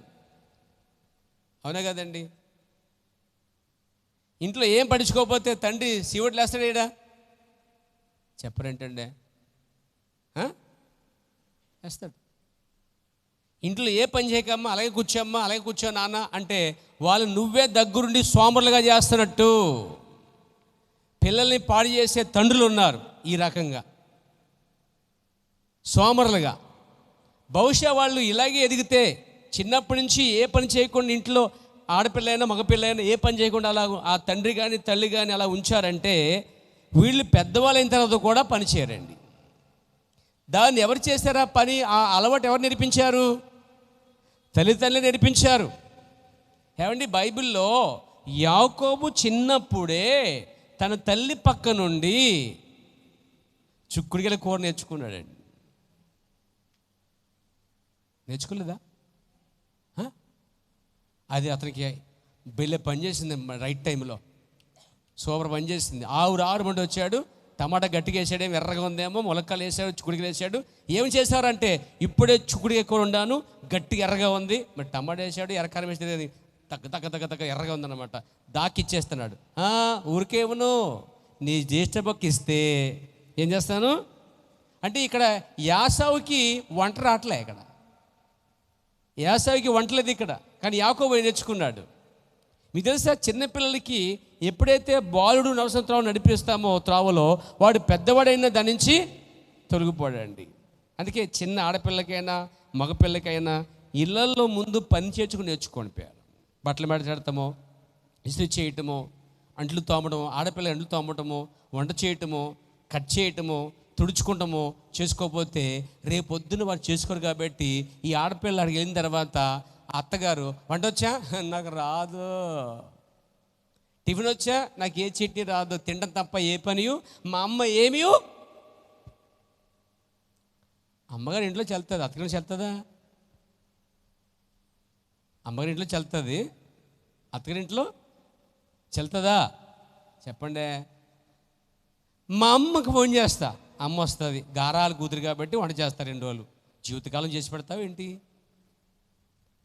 అంటే, పిల్లల్ని పాడు చేసే సకం ఎక్కడుందంటే, దరిద్రత ఎక్కడుంది? అమ్మా నాన్న ప్రేమ పేడ దగ్గర ఆగిపోయిందండి. ఈ ప్రేమ ఎక్కువైపోయి వాళ్ళకి ఏ పని చెప్పం, వాళ్ళు అలాగే ఎదుగుతారు, పెద్దోళ్ళు అవుతారు. చాలామంది పెళ్లి రోజులు అంటారంట, అమ్మాయిని పూల్లో పెట్టి మాట్లాడండి, పూల్లో పెట్టి పెంచామంటారంటండి. నేనంటున్నాను, పూల్లో కాదు, ముళ్ళలో పెట్టి పెంచాలి అమ్మాయిని. లేకపోతే అక్కడ పూలు ఉండవు, అక్కడ ముళ్ళే ఉంటాయి. ఖచ్చితంగా పిల్లలు ఆడ మగవాళ్ళు పని చేసుకోవాలి, తల్లిదండ్రులు కూడా పని చేసుకోవాలి. ఇంట్లో ఉన్న వారందరూ ఏదో పని చేసుకుంటేనే ఆర్థిక వ్యవస్థ నుంచి బయటపడతామండి. నేను చెప్పాను, కేరళ వాళ్ళు కానీ, గుజరాత్లు కానీ, మిగతా రాష్ట్రాలు కానీ, చాలా రాష్ట్రాల్లో ఇంటి వాళ్ళు అందరూ పనిచేస్తారండి. మీకు తెలుసా, ఇల్లు అంతట్లో ఇల్లు వాళ్ళందరూ పనిచేయటం వల్ల, అందరూ కష్టార్జితం వల్ల నిత్యము కష్టార్జితం అనుభవించదు అన్నాడు బైబిల్ ఉంది పేర. నిత్యముగా నీ కష్టార్జితం నువ్వు అనుభవిస్తావట. ఆ కష్టార్జితంలో దశవం తీయడం మర్చిపోకండి. Praise the lord. ఆ దశవం తీయటం వల్ల ఆ కష్టార్జితము ఇంకా అభివృద్ధిపరచబడుతుందండి. చాలామంది కష్టార్జితము దశవం తీయరండి. అప్పుడు బైబిల్ చెప్తుంది, దశవం తీగిపోతే నీ జీతము సిల్లు సంచిలో వేసినట్టే అంటాడండి. ఇక్కడ కష్టపడాలి, దశవం తీయాలి, అప్పుడు దేవుని యొక్క ఆశీర్వాదం అనేది దేవుడు దీవిస్తాడండి. ఆ ఆశీర్వాదం ఎలా ఉంటుందో మీకు చెప్తాను. దేవునికి స్తోత్రం కలుగాక. ఆమె చెప్తారా? హల్లెలూయా. చూడండి, ద్వితీయోపదేశ కాండము 14:28 నీ దేవుడైన యెహోవా నీవు చేయు నీ చేతి పని అంతయు నిన్ను ఆశీర్వదించినట్లు.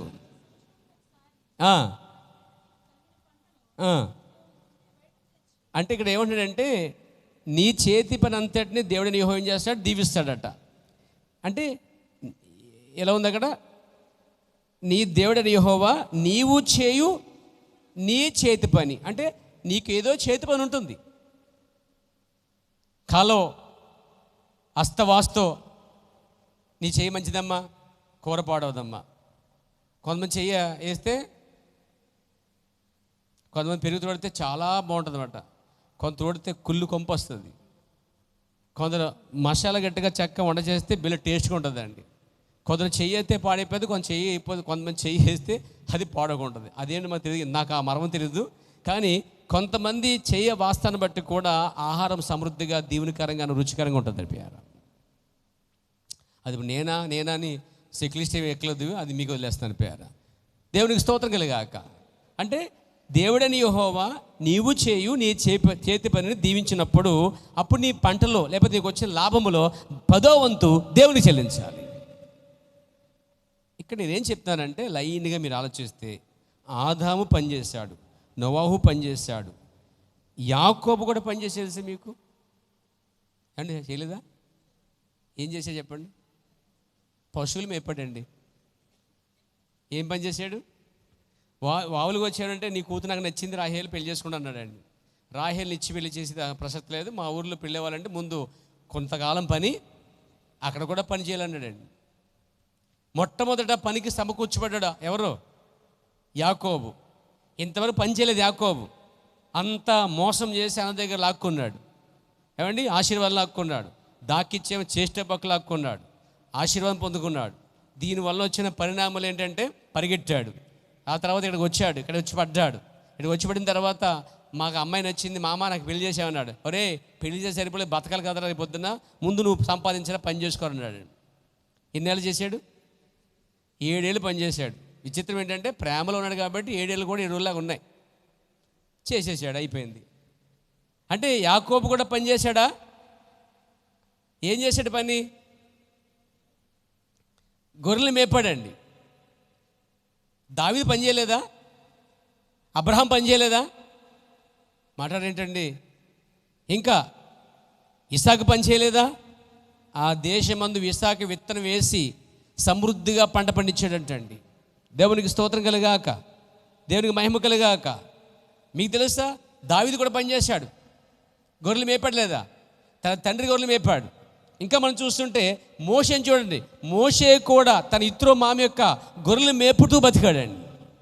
నేను ఏమంటానంటే అసలు వీళ్ళందరూ అసలు పని చేయకుండా సోమరుల్లా పని చేసిన వాళ్ళని అడుగుతున్నాను అనమాట. అంటే బైబిల్ అంతట్లో ప్రతి వ్యక్తి, ప్రవక్త కావచ్చు, సువార్తుడు కావచ్చు, సేవకుడు కావచ్చు, మనిషే పుట్టిన ప్రతి వాడు ఆదికాండం 3వ అధ్యాయంలో యెహోవా చెప్పిన మాట ప్రకారంగా నీ ముఖము నేల చెమట కారే వరకు, తిరిగి మన్నే వరకు, నువ్వు మట్టి నుంచి పుట్టావు కాబట్టి మట్టికి చేరే వరకు నువ్వు నేల నుంచే ఆహారం తినుటకు కష్టపడాలి అని చెప్పాడు అంటే. అందుకనే ఉద్యోగం పురుషుల లక్షణం అని ఒక సామెత ఉందన్నమాట. అసలు పురుషుడే కష్టపడి తన భార్యని, పిల్లల్ని, కుటుంబాన్ని పెంచవలసిన బాధ్యత ఉందండి. కొన్ని పరిస్థితులను బట్టి భార్యలు, స్త్రీలు వీళ్ళు పనిచేస్తారు, కానీ అది ముందు పురుషుడు పనిచేయాలి. ఆ తర్వాత పిల్లలు, భార్య. ఏమైనా ఆర్థిక సమస్యలు వస్తుంటే, ఏమైనా ఇబ్బంది ఉన్నట్లయితే అప్పుడు భార్య పిల్లలు కూడా వెళ్ళి ఏం చేయాలంటే వాళ్ళు కూడా కష్టపడి తండ్రికి ఆ అప్పులు, ఆ సమస్యల నుంచి విడిపించబడు, ఇల్లు కట్టుకుంటానుకో, లేక కొన్ని వస్తువులు కొనుక్కుంటానుకో, వారందరూ కట్టకట్టుకు పనిచేయటం వలన ఆర్థిక వ్యవస్థలోంచి ఆ కుటుంబం అంతా బయటపడుద్ది. సమస్య ఏంటంటే మన ఆంధ్రాలో ఎక్కువ శాతం ఏంటంటే కుటుంబంలో 5 మంది ఉంటే ఒకటే పని చేస్తాడు. నలుగురు ఏం చేస్తారు? ఏ పని చేయరు. వీళ్ళు గంగిరెద్దులో తిరిగి వచ్చేలాగా, ఎరా వచ్చావా, తిన్నావు, టిఫిన్ చేసావు, బయటికి వెళ్ళావు, మధ్యాహ్నం వచ్చావు, భోజనం చేసి వెళ్ళావు, సాయంత్రం వచ్చావు, భోజనం చేసి వెళ్ళావు, 12 గంటలకు వస్తున్నావు. ఏం చేస్తున్నానంటే ఏం చేయట్లేదు. టిఫిన్ పడిపోతుంది, భోజనం పడిపోతుంది, సాయంత్రం ఇంకా వీడు అమ్మ నాన్న కూడా కొట్టి తిట్టైనా సరే తినే బయటికి వెళ్ళిపోతాడు. అసలు ఏం పని చేస్తున్నాడు వీడు? ఏ పనియో అంటే ఏ పని లేకుండా వేస్ట్గా కొంతమంది అల్లరి ముఖాలతో తిరిగి ఆడిపాడి ఇంటికి వస్తున్నాడు. అంటే ఇతని ద్వారా ₹1 మాత్రం ఇంటికి ఉపయోగపడేది లేదండి. మీకు తెలుసా, యేసుక్రీస్తు ఈ భూమి మీద ఉన్నప్పుడు ప్రవక్త అంటున్నాడు, యోసేపు చేసే బల్లలు దిగేసినప్పుడు యేసు ప్రభు కూడా చిత్రపట్టాడని ఈ కాల ప్రవక్త అంటున్నాడు. హలో, సాక్షాత్తము దేవుడే, సాక్షాత్తము నరుడే వచ్చినటువంటి మానవుడిగా పుట్టినటువంటి దేవుడే తన మానవస్థలతోటి యోసేపు కట్ట చిత్రి పట్టాడట. ఈ కాల ప్రవర్తన చిత్రి పట్టాడట. ఆయన కూడా మేకు పట్టాడట, ఆయన కూడా బల్ల పట్టాడట, ఆయన కూడా తయారు చేశాడట అండి. అసలు చేయక్కర్లేదు. అదే సమయంలో ఆయన కోసమైన వాక్యాలన్నిటినీ ఆయన భారముగా నెరవేర్చుకుని వెళ్ళిపోతున్నాడు అండి. రాయబడిన ప్రకారముగా నీవు నాకు అప్పగించిన పనిని సంపూర్తి చేసి భూమి మీద నిన్ను మహిమపరిచితిని అన్నాడు యేసు ప్రభు వారు. ఆయన కోసం రాయబడిన వాక్యం నెరవేరుస్తున్నాడు పక్క, ఇంకోటి తన తండ్రికి పనిలో సహకరిస్తున్నాడు. దేవుడే అక్కడ ఒక తండ్రికి సహకరిస్తున్నాడు. మీరు ఎంతమంది మీ తండ్రి సహకరిస్తున్నారు పని చేయడానికి? మనందరం కుమారులమే మన తండ్రికి. రేపొద్దు మన కుమారులు ఉంటున్నారు. మన తండ్రికి ఎలా ఉపయోగపడుతున్నామో రేపొద్దున ఆ పిల్లలకి వారు ఉపయోగపడతారు. సో ఇక్కడ పని అనేది ఆదికాండం మొదలుకొని మరణించే వరకు పని అనేది మాత్రము దేవుడు రాసిపెట్టే కార్యమండి ఇది.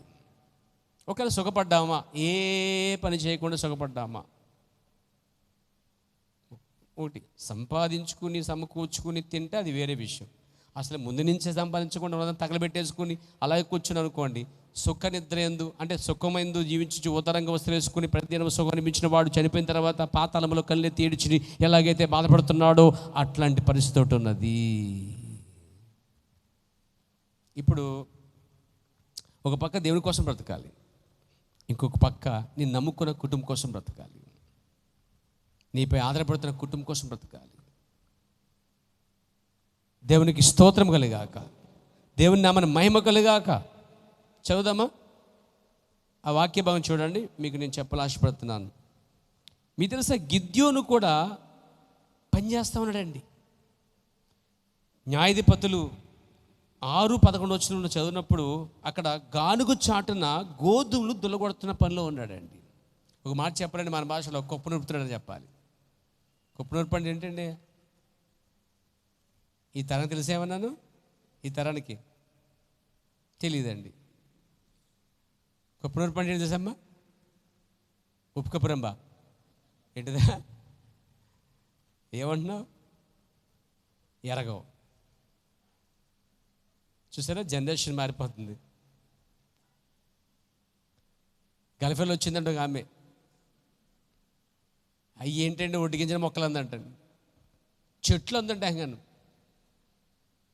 అందులో కామందంటే, అమ్మా 2 సంవత్సరాలు 3 సంవత్సరాలు అయిపోయిందని మర్చిపోయావా? అప్పుడేమో కొడలు పట్టుకుని అక్కడ కొయ్యలేదు అన్నాడంట. మర్చిపోయానండి, ఈ ఉరి చెట్లు కదా అందంటండి. సహజంగా కొంతమందికి అవి ఏంటో కూడా తెలియదండి, కానీ ఒక రైతు బిడ్డకి, రైతు కుటుంబంలోకి తెలిసేది అదేంటో, దాని విలువ. దేవునికి స్తోత్రం కలుగాక, దేవునికి మహిమ కలుగాక. విన్నారా నా ప్రియమైన సోదరులారా? ప్రభు నాన్న మహిమ కలుగాక. 6:11 గిద్యోను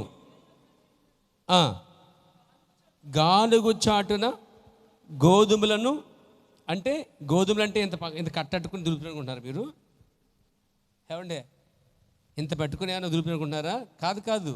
ఆ పంట అంతటిని మొత్తం ఆ వ్యవసాయ భూములు అంతటిని కూడా అతను వ్యవసాయం చేసుకుంటూ పని చేసుకుంటూ అతనికి ఉన్నటువంటిది ఉందో అక్కడ పాతకాలంలో అట్లని ఏం చేస్తారంటే దులుగొట్టేవారు పాతకాలంలో. తర్వాత ట్రాక్టర్లని అవన్నీ ఇవన్నీ ఇడ్ల బండి అని, ఫస్ట్ ఇడ్ల బండి తొక్కించేవారు, తర్వాత ట్రాక్టర్, తర్వాత రకరకాలుగా వచ్చాయి, తర్వాత మిషన్ వచ్చింది వేరు చేయడానికి. కానీ మొదట మాత్రము దాన్ని ఏం చేసేవారు, ఒక రాడ్డు బండికేసి కొడుతుండే అనమాట. ఆ విధంగా గోధుమ దుల్లగొడుతున్న పనిలో ఉన్నాడండి. అంటే వ్యవసాయం చేసుకుంటూ తన పంట వేసి పండించుకుంటూ వ్యవసాయం చేసుకుంటూ బతుకుతున్న సమయం. అప్పుడు దేవుడు వచ్చేద్దాం మాట్లాడు. దేవుడికి స్తోత్రం కలగాక. అంటే గిద్యోను కూడా పని చేస్తున్నాడు, దావీదు పని చేస్తున్నాడు. మీకు విషయం చెప్పనా, మొదటి రాజుల గ్రంథము చూస్తే ఎలీషా 12వ అరక పట్టుకుని దున్నుతున్నాడు. తెలుసా మీకు? ఎంతమంది తెలుసండి బైబిల్లో? ఎలీషా అనే ఒక దైవజనుడిగా పిలువబడక మునుపు అతను వ్యవసాయదారుడిగా ఉన్నాడు. ప్రభు నన్ను మహిమ కలుగాక. అతను ఏం చేస్తాడో తెలుసా అండి? 12 అరకలు ఎద్దులు ఆ పొలం దున్నుతుంటే 12వ అరకను ఇతను పట్టుకుని దున్నుతున్నాడు అనమాట. అప్పుడు ఏలియా వచ్చాడు దగ్గరికి అండి. అంటే వీళ్ళందరూ పిలుపు రాకముందు, పిలుపు తర్వాత కూడా వారు ఏదో పని చేసుకుంటూ బతుకుతున్నవారే. దేవుడు సోమరులు వాడుకోడండి. దేవుడు సోమరులు ఎప్పుడు కూడా దేవుడు వాడుకోడు. సోమరి మార్గం అంట ముళ్ళ కంచ. సోమరి పైనుంచి నీళ్లు పడుతున్నా కానీ అక్కడే పడుకుంటాడు, అక్కడండి వాడు. సోమరి విధానం చూస్తే సామెతలు చాలా బుద్ధి చెప్తాడు సామెత కోసం. చీమల దగ్గర రమ్మంటాడు. సోమరంట చీకు బట్టలు వేసుకుని దరిద్రతో చూస్తాడట. సోమర మార్గం ముళ్ళ మార్గం అంటాడు. సోమరి చేతి పని చేయడంటాడు. చాలా కాలం చెప్పాడు. ఎలీషా 12వ వరకు దున్నుతున్నాడు. అంటే అతడు కూడా భూమిని దున్నుతున్న పనిలో ఉన్నాడు. గిద్యోను పనిలో ఉన్నాడు. ఎలీషా పనిలో ఉన్నారు. ఇస్సాకు, మోషే పనిలో ఉన్నారు. మీకు తెలుసా నెహెమ్యా గురించి ఎంతమంది తెలుసా అండి? నెహెమ్యా కూడా ఒక పని చేస్తున్న వ్యక్తి తెలుసా? అతడు బబులోను దేశంలో బానిసగా ఉన్నప్పటికి కూడా అతడు డైలీ వేజ్ వెళ్ళే, నెల జీతగాడ వెళ్ళే అతను ఏం చేస్తాడంటే రాజుగారి దగ్గర ద్రాక్షారసం పానం గిన్నె అందించే పనిలో ఉన్నాడు. అతను ఒక పనివాడిగా ఉన్నాడు. నెహెమ్యా ప్రవర్తన తెలుసా మీకు? నెహెమ్యా భారం కలిగిన ప్రార్థన పడు తెలుసా మీకు? అతను ప్రార్థన పరుడే, అతను పనివాడే. చూసారా, దేవుడు ఎలాంటి వారిని అక్కడ తీసుకొస్తున్నాడు. సోమరులు ఎప్పుడు దేవుడు వాడుకోలేదు పేరా. సోమరుల వల్ల దేవునికి ఉపయోగం లేదండి. సంఘానికి కూడా సోమరుల వల్ల ఉపయోగం లేదండి. కుటుంబానికి ఉపయోగపడరు, సంఘానికి ఉపయోగపడరు, ఆఖరి దేవునికి కూడా ఉపయోగపడరు వాళ్ళు పేరు. అందుకే సోమరతనం నుంచి పూర్తిగా బయట రావాలండి. సంఘము సోమరతనం నుంచి బయట రావాలి. చక్కగా కష్టపడాలి, పని చేయాలి, సంపాదించాలి. కుటుంబాన్ని లేదా ఆర్థిక వ్యవస్థ నుంచి కాపాడాలంటే నీ చేతులతో స్వయంగా కష్టపడటం ద్వారా దేవుడు దాన్ని దీవించుచున్నాడని తెలుసా? దేవుడు దాన్ని ఏం చేస్తున్నాడు? నీ చేతి పనిని దేవుడు దీవిస్తున్నాడు. చాలామంది అంటారు, నాకు ఈ చేతి పని వచ్చేయండి. ఉదాహరణకి చేతి పని అంటే చాలా ఉంటాయి కదా, చాలా ఉంటాయి. మన ఐజాక్లో టైలర్ పని ఉంటుంది, అటు లేడీస్ కావచ్చు, జెంట్స్ కావచ్చు. అలాగే కొన్ని మంది వర్క్ చేస్తూ ఉంటారు, రకరకాల పనులు ఉంటాయి, చాలా పనులు ఉంటాయి, బోలు చేతి పనులు ఉంటాయి. కొంతమంది చక్కగా బుట్టలు అల్లుతారు, చక్కగా ఊళ్ళతో చెక్క ఒకటి, కొంతమంది నేత వేస్తారు, రకరకాలు తయారు చేస్తారు. పేర ఐడియాస్ వస్తాయి, తయారు చేస్తారు. అలా ఆ చేతి పని. కొందరైతే కంబర వాళ్ళగా కొండలతో కొండలు తయారు చేస్తారు, కొండలు తయారు చేస్తారు. కొంతమంది చక్కగా ఫ్లవర్స్ తయారు చేసి అమ్ముతూ ఉంటారు, లేదా పండించి ఫ్లవర్స్ని అమ్ముతూ ఉంటారు ఏమండి. లేక కొంతమంది పండించి కూరగాయలు, ఆకుకూరలు అమ్ముతూ ఉంటారు, లేక ఏవో రకరకాల పని చేస్తుంటారు. తెలుసా, చేతి పనిని దేవుడు దీవిస్తాడు. ఇంకో చేతి పని ఆధారపడడం కాదు, నువ్వు నీ చేతి పని మీద ఆధారపడాలి. సంఘంలో ప్రతి వ్యక్తి కష్టపడండి పేరు. అప్పుడు కుటుంబంలో ఆర్థిక వ్యవస్థ నుంచి చాలా మెరుగుపడుతుంది. దేవునికి స్తోత్రం కలిగాక. నెహెమ్యా కష్టపడ్డాడు తెలుసా మీకు? బైబిల్ ఏం చెప్తుందంటే చూడండి, మొదటి తిమోతి పత్రిక 5:19 చదువుతారా ఒకసారి?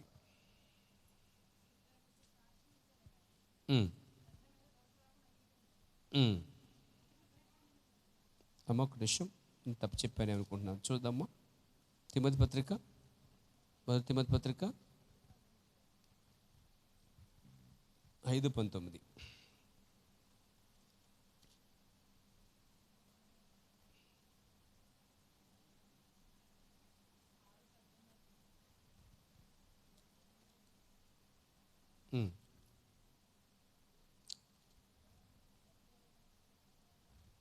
పనివాడు జీతానికి పాత్ర ఉంటుంది. మంచి మాట ఉంటుంది పేరుది. పనివాడు తన జీతమును పాత్రుడు. Yes చదువమ్మా, right. 18. పనివాడు తన జీతమునకు పాత్రుడు అని ఉందండి. ఉందా? పనివాడు తన జీతానికి పాత్రుడు అని ఉందంటారా? దేవునికి స్తోత్రం కలుగాక, దేవునికి మహిమ కలుగాక. ఇంకా బైబిల్లో సామెతల గ్రంథం 10:16 చెబుతారా? నీతిమంతుల కష్టం అన్నాడు అక్కడండి. నీతిమంతుల కష్టార్జితము జీవదాయకము. నీతిమంతులుగా అంటే మనం కష్టపడుతున్నది కూడా నీతిగా కష్టపడాలి. నీతిగా. కొంతమంది అబద్ధాలు ఆడి కష్టపడతారు, సంపాదిస్తారు. కొంతమంది మోసం చేసి సంపాదిస్తారు. అవతల వాడిని మబ్బు పెట్టి ప్రలోభతం చేసి ఏమండి డబ్బులు గుంజుకుంటుంటారు. అంటే ఏదో విధంగా చేస్తారు. మీకు విషయం చెప్పనా, సంపాదించమన్నంత మాత్రాన నీతిగా కష్టపడి సంపాదిస్తే నిలబడతా తప్ప దాన్ని వేరే రాంగ్ రూట్లో సంపాదిస్తే నిలబడదు. మీకు తెలుసా, ఒకరి దగ్గర అన్యాయంగా మోసంగా తీసుకున్న సొమ్ము ఏదైతే ఉంటుందో దానికి పరిణామాలు ప్రజలు పొందుతూ ఉంటారు. నాకు తెలిసి ఈ మధ్యకాలంలో నేను గమనించింది ఏంటంటే, ఒక వ్యక్తి అందరి దగ్గర డబ్బులు తీసుకుని వచ్చేస్తని చెప్పి డబ్బులు తినేసేసాడు. చాలామంది దగ్గర డబ్బు చేసి తినేసాడు, మోసం చేసాడు. ఇప్పుడు ప్రస్తుతం ఆ మనిషి ఎలా ఉన్నాడంటే జబ్బు మనిషి అయిపోయాడన్నమాట. నేను అబ్జర్వ్ చేశాను మెల్లిగా. గత కాలంలో ఆ వ్యక్తి ఎలాగ ఉన్నాడు, ఇప్పుడు ఎలాగ ఉన్నాడంటే, ఇప్పుడు వ్యక్తి అతనికి కూడా ఉండి చూసుకోవాల్సి వస్తుందన్నమాట. అంటే అన్కాన్షియస్ అయిపోయింది. అంటే అతడు ఇంకా మనిషి పరిధులు లేడు, అంటే ఒక ట్రాక్ పిచ్చోళ్ళలాగా అయిపోయాడు అన్నమాట. ఒకడు హోందాగా బతుకుతూ చాలా డబ్బులు తీసుకొని అందరి దగ్గర అబద్ధాలు ఆడి డబ్బులు గుంచుకొని ఇచ్చేస్తా అని చెప్పి డబ్బులు మోసం చేసిన వ్యక్తి ఇప్పుడు దాన్ని తీర్పు పొందుతున్నాడు మనిషి అనమాట. నేను పేరు చెప్పను, జస్ట్ నేనైతే గెస్ చేశాను అనమాట. మీకు తెలుసా, అన్యాయంగా సంపాదించిన డబ్బులు నిలబడవండి. అటు హాస్పిటల్కి పోతూ ఉంటాయి, వ్యాధులకి డబ్బులు ఖర్చు అవుతూ ఉంటాయి, సంపాదిస్తూ ఉంటారు కొంతమంది, డబ్బులు ఖర్చు అయిపోతూ ఉంటాయి, నిలబడి వసలు అయ్యి, లేదా అప్పులో వచ్చి ఎత్తిపోతూ ఉంటారు, లేదా ఆఖరికి ఆ జీతం వచ్చేసరికి ₹1 చిల్లిగా ఉండదండి. మళ్ళీ నెలంతా కష్టపడడం, పూర్వ కష్టపడాలి, మళ్ళీ డబ్బులు ఉండి వెళ్ళిపోతూ ఉంటాయి. అక్కడ అభివృద్ధి ఉండి ఆశీర్వాదం కనిపించదు అసలే. ఎందుకని 2 కార్యాలు అక్కడ. ఒకటి దశభాగం తీయపోవడం అయి ఉండాలి, లేదా అన్యాయంగా సంపాదించే ఉండాలి. అన్యాయంగా సంపాదించిన నిలబడదు, న్యాయంగా సంపాదించిన దాంట్లో దశభాగం తీగిపోయినా నిలబడదండి. ఈ విషయం గుర్తుపెట్టుకోండి పేరు. అందుకే బైబిల్లో పనిచేసిన ప్రతి వ్యక్తి కూడా ధర్మశాస్త్ర ప్రకారముగా 10వ వంతు ఖచ్చితంగా వారి కష్టార్జితం తీసుకుని ఇచ్చేవారు. ఏమంటే యాకోబు ఏమంటే తెలుసు, యాకోబు నేను వెళ్తున్న మార్గంలో నాకు అన్నవసరం ఇచ్చినట్లయితే నేను మళ్ళా వచ్చినప్పుడు ఇక్కడ మందిరం కడతాను, రెండోది నా సంపాదనలో యావత్ సంపాదనలో దశభాగం కడతానని చెప్పి వాగ్దానం చేశాడండి. అంటే తన పని విషయంలోనూ మందిరం విషయంలోనూ కూడా 2 నిలబడ్డాడు. ఆ 2 చేశాడు కూడా. దేవునికి స్తోత్రం కలుగుగాక, దేవునికి మహిమ కలుగునుగాక. కాబట్టి వీళ్ళందరూ యోసే మొదలుకొని, ఆదా మొదలుకొని, గిద్యోని మొదలుకొని, దావీదు మొదలుకొని, మరియు మోషే మొదలుకొని వీళ్ళందరూ కూడా పని చేసుకుంటూ వస్తున్న సమయంలో దేవుని దర్శనం వరకు వచ్చిందండి. జలప్రయాణకు ముందు వ్యవసాయం చేశాడు నోవాహు. జలప్రయం అయిపోయిన తర్వాత, దేవుని స్వరం విన్న తర్వాత, సేవ చేసినప్పుడు తర్వాత అతడు కూడా ఒక వ్యవసాయం వేసాడు, ద్రాక్ష తోట వేసాడండి. బహుశా నోవాహు భూమి కొనుక్కోలేదు, ఎందుకంటే అమ్మేవాళ్ళు లేడు అక్కడ, మొత్తం భూమి అంతా అతనిది. ఇప్పుడు మనం కొనుక్కోవాలంటే అమ్మేవాడు ఉన్నాడు, మనం కొనుక్కోవాలండి. దేవునికి స్తోత్రం కలిగాక, దేవునికి మహిమ కలిగాక, దేవునికి స్తోత్రం కలిగాక. పాతకాలంలో పొలము పాడి 2 ఉన్న కుటుంబాలు చాలా అభివృద్ధిగా ఉండేయండి.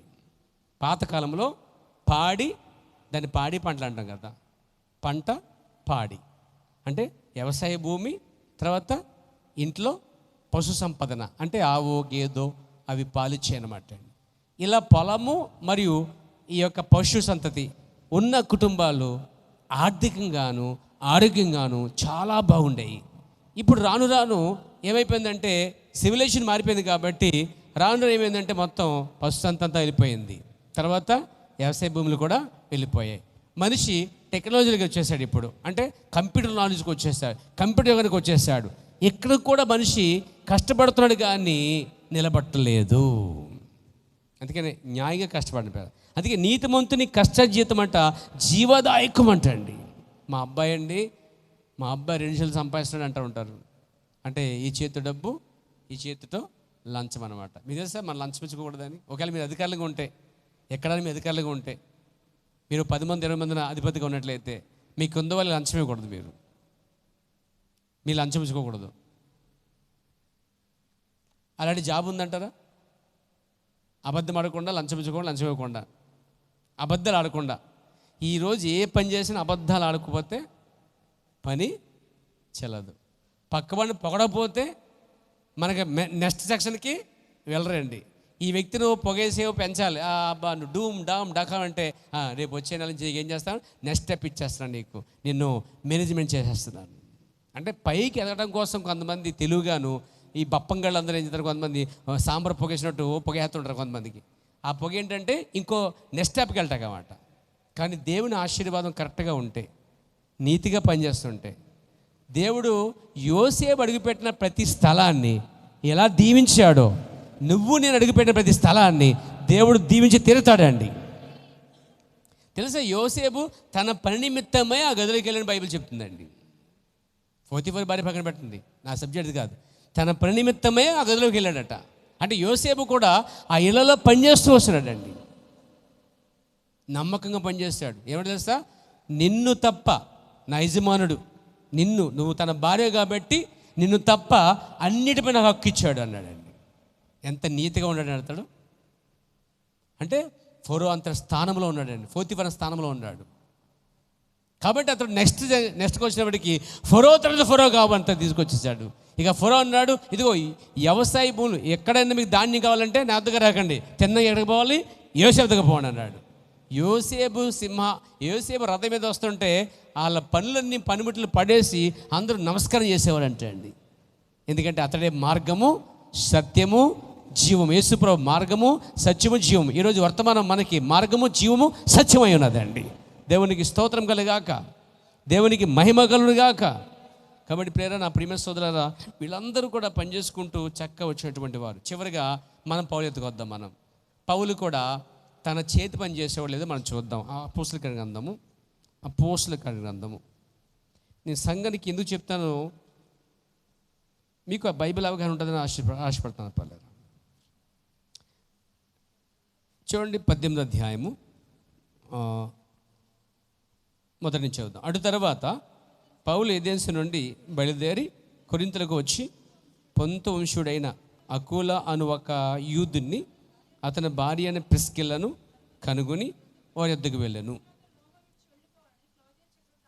ఆజ్ఞాపించినందున వారు ఇటలీ నుండి కొత్తగా వచ్చిన వారు వృత్తికి డేరాలు కుట్టువారు. పౌలు అదే వృత్తి గలవాడు గనుక వారితో కాపురం ఉండెను. వారు కలిసి పని చేయుచుండిరి. మళ్ళీ చెబుతారా, వారు కలిసి పని చేయుచుండిరి. ఏ పనిది?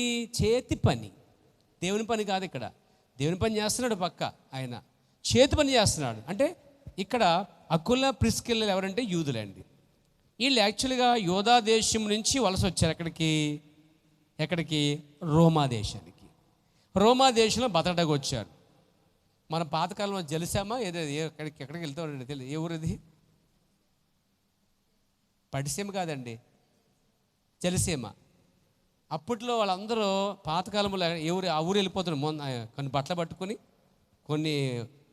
కొన్ని తిరిమండం చేసుకొని, కొంత వండుకొని చక్కగా వెళ్ళిపోతున్నారు అనమాట. మొత్తం కుటుంబం వెళ్ళిపోయి, జలసీమ అయితే వెళ్ళిపోయి మాకు కొన్ని రోజులు పని చేసి వచ్చేవారు. తెలిసే మీకు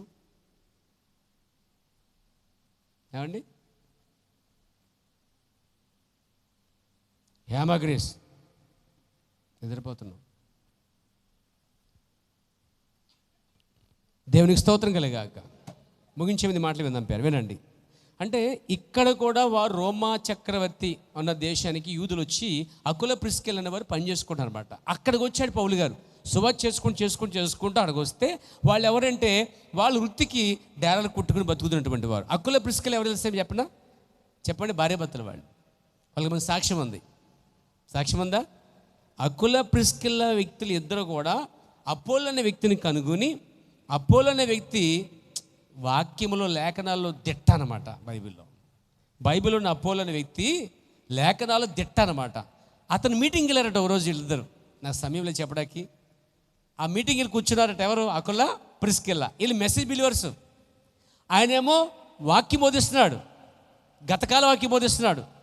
వాక్యం అంతా అయిపోయిన తర్వాత కూర్చోబెట్టి అకుల ప్రిస్కిల్ల భార్యాభర్తలు చక్కగా అతనికి చెప్పారు, అయ్యా ఈ కాలానికి ఒక వర్తమానం ఉంది, అది ఉంది అని చెప్పేసరికి అప్పుడు ఆ వ్యక్తి బాప్తిసం పొందాడండి.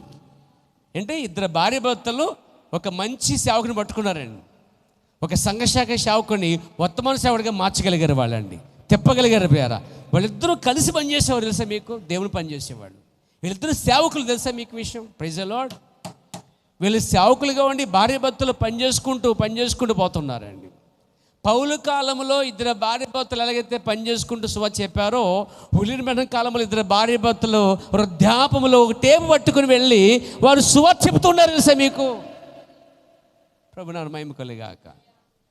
మన సంఘంలో అకుల ప్రిస్కిల్ల ఎప్పుడు వస్తారు? వచ్చే ఉన్నారా? దేవుని స్తోత్రం.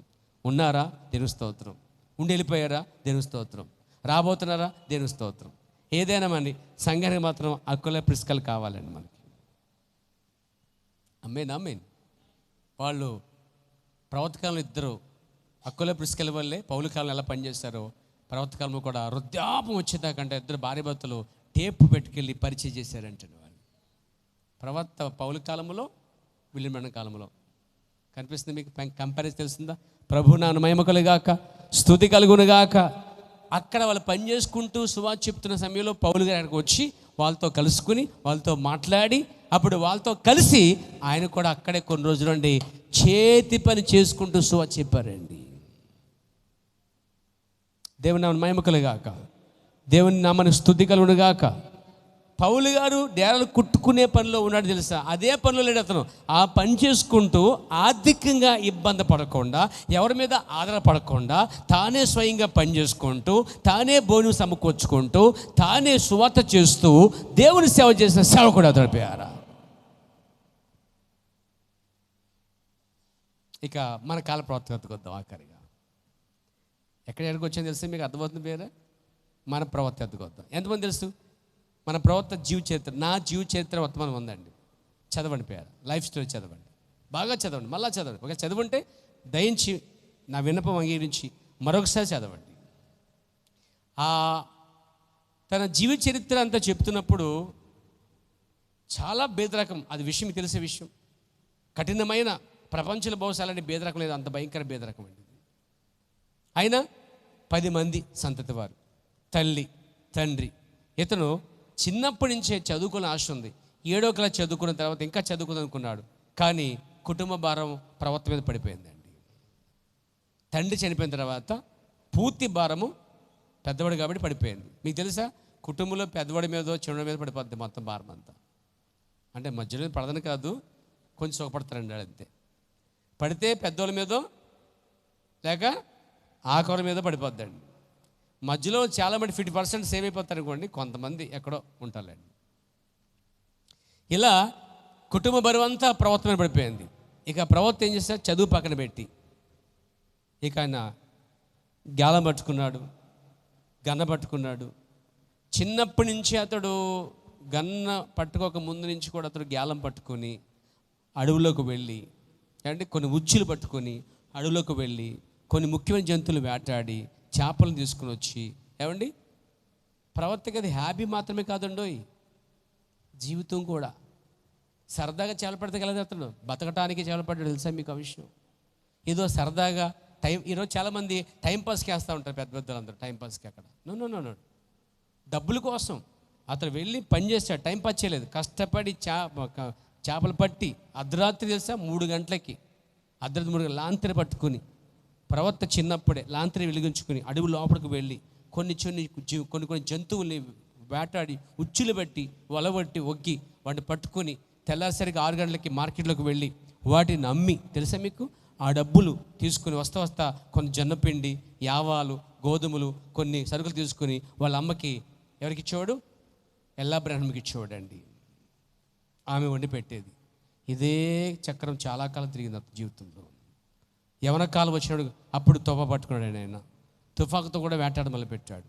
అక్కడ కూడా యవన కాలం వచ్చినప్పుడు పనిచేస్తూ వచ్చాడు. మీకు తెలుసా, 7వ క్లాస్ వదిలేసిన కాడి నుంచి అతడు తండ్రి చనిపోయిన తర్వాత మహాకష్టజీవి అండి అతడు. మహాకష్టజీవి, మామూలు కష్టజీవి కాదు. షింక్ అనేటువంటి జంతువుని చర్మం ఊడ్చిపెడితే అది కడుక్కున్న వాసన వచ్చే, చేతులు భయంకరమైన దుర్వాసన వచ్చిందనమాట. అలాంటి పని చేసాడండి. ఎవరి కాలంలో తుఫాకు పట్టుకుని వేటాడడం వల్ల పెట్టాడు, అమ్మడానికి, కొనడానికి, ఇంట్లో ఆహారానికి.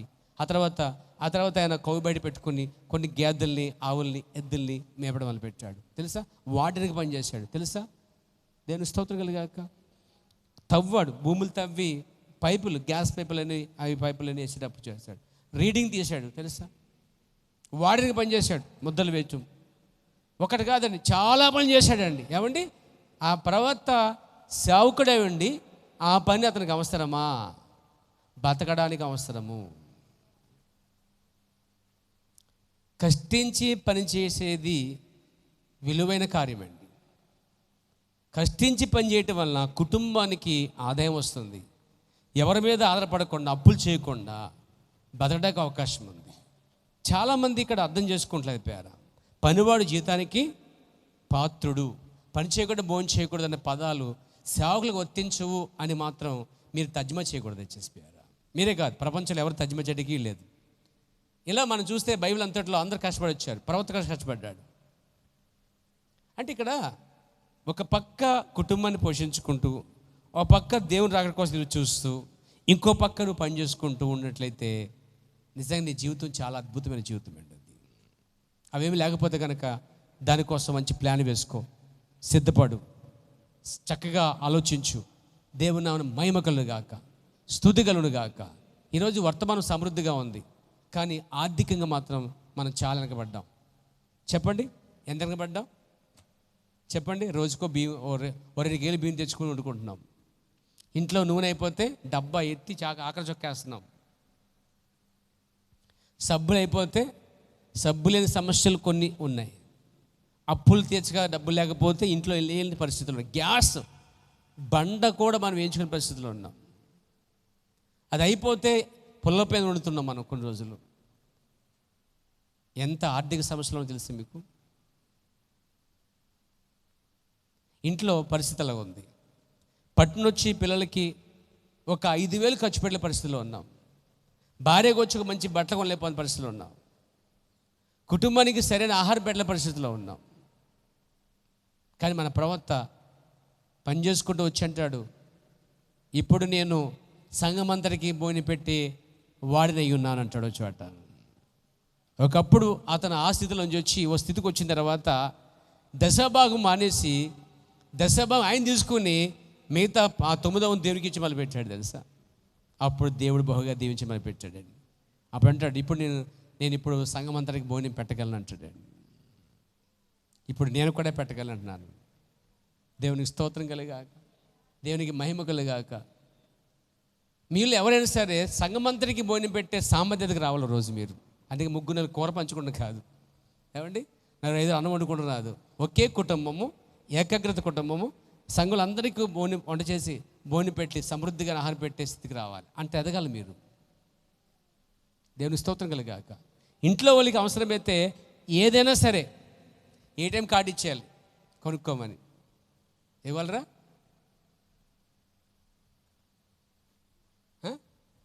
ఆ స్థాయికి ఎప్పుడు వస్తాం మనం?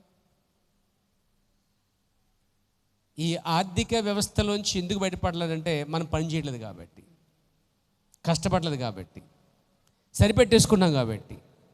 సరిపోద్ది, నీకు సరిపోద్ది. మరి నీ తర్వాత నీ పిల్లల పరిస్థితి ఏంటి? వాళ్ళ పిల్లల పరిస్థితి ఏంటి తెలుసా? బైబిల్ కొత్త నిబంధనలో అంటాడు పౌలు గారు, తండ్రులు తమ పిల్లలకు ఆస్తులను సంపాదించాలని తెలుసా మీ బైబిల్లో? ఖచ్చితంగా బాధ్యత అది. ఒక తండ్రి బాధ్యత, ఒక తల్లి బాధ్యత, ఆ ఇంటి యొక్క యజమాని బాధ్యత పిల్లవాళ్ళకి. మన ప్రవర్తన అంటాడు, నీ పిల్లలకి సైకిల్ కావాలా, కొనాలి, నీ బాధ్యత అంటున్నాడు. నీ భార్యకి మంచి మందులు మంచి ఆహారం కావాలా, అది నీ బాధ్యత అంటున్నాడు. తెలుసా? మన ప్రవక్త తాను ఎదుగుతున్నప్పుడు బిల్లిపాలకి ఒక మంచి సైకిల్ కొన్నాడండి ఎదుగుతున్న సమయంలో. మనం ఏమంటాం, ఊరికా నీకు ఎందుకు కావాలి, నేను అవసరమా, డబ్బులు లేవు. ఇలాంటి పరిస్థితులు బయట రావాలంటే బైబిల్ వాళ్ళందరూ పని చేసుకుంటూ వచ్చారు, ఒక పక్క దేవుని కోసం బతికారు. దేవునికి స్తోత్రం కలిగాక, దేవునికి మహిమ కలిగాక. ఇక్కడ ఒక సిస్టర్, మన సిస్టర్ ఉంది కదా, తేతల సిస్టర్ ఉంది కదా, ఆమె రేణుకా ఏ పేరు ఉంది సిస్టర్. ఒకసారి ఇంటికి వెళ్ళాం దర్శించడానికి. ఏంటమ్మా ఏమైందంటే రావట్లేదంటే చెప్పుకొచ్చామట. ఇలాగ చెప్పినప్పుడు ఇక్కడ అందరూ పాస్టర్ గారండి, మీరు పని చేస్తున్నారంటండి, పని చేస్తున్నందుకు ఇలా తిడుతున్నారండి నన్ను. నేను పని చేసి నేను తిడతామేంటమ్మా, ఆ పాస్టర్ గారు ఉండి ఆ పొలాలు అమ్మొచ్చా, ఆ భూములు అమ్మొచ్చా, ఆ పని చేయొచ్చా అన్నారంటండి. అందుకని ఈమె బాధ పెట్టేసుకుందమ్మా కొన్ని రోజులు. నేను అన్నాను, పాస్టర్ గారు ఇలా అన్నందుకు బాధపడుతున్నావు కదమ్మా, మరి వేసుకోమని అంటే ఏం చేస్తామన్నాను.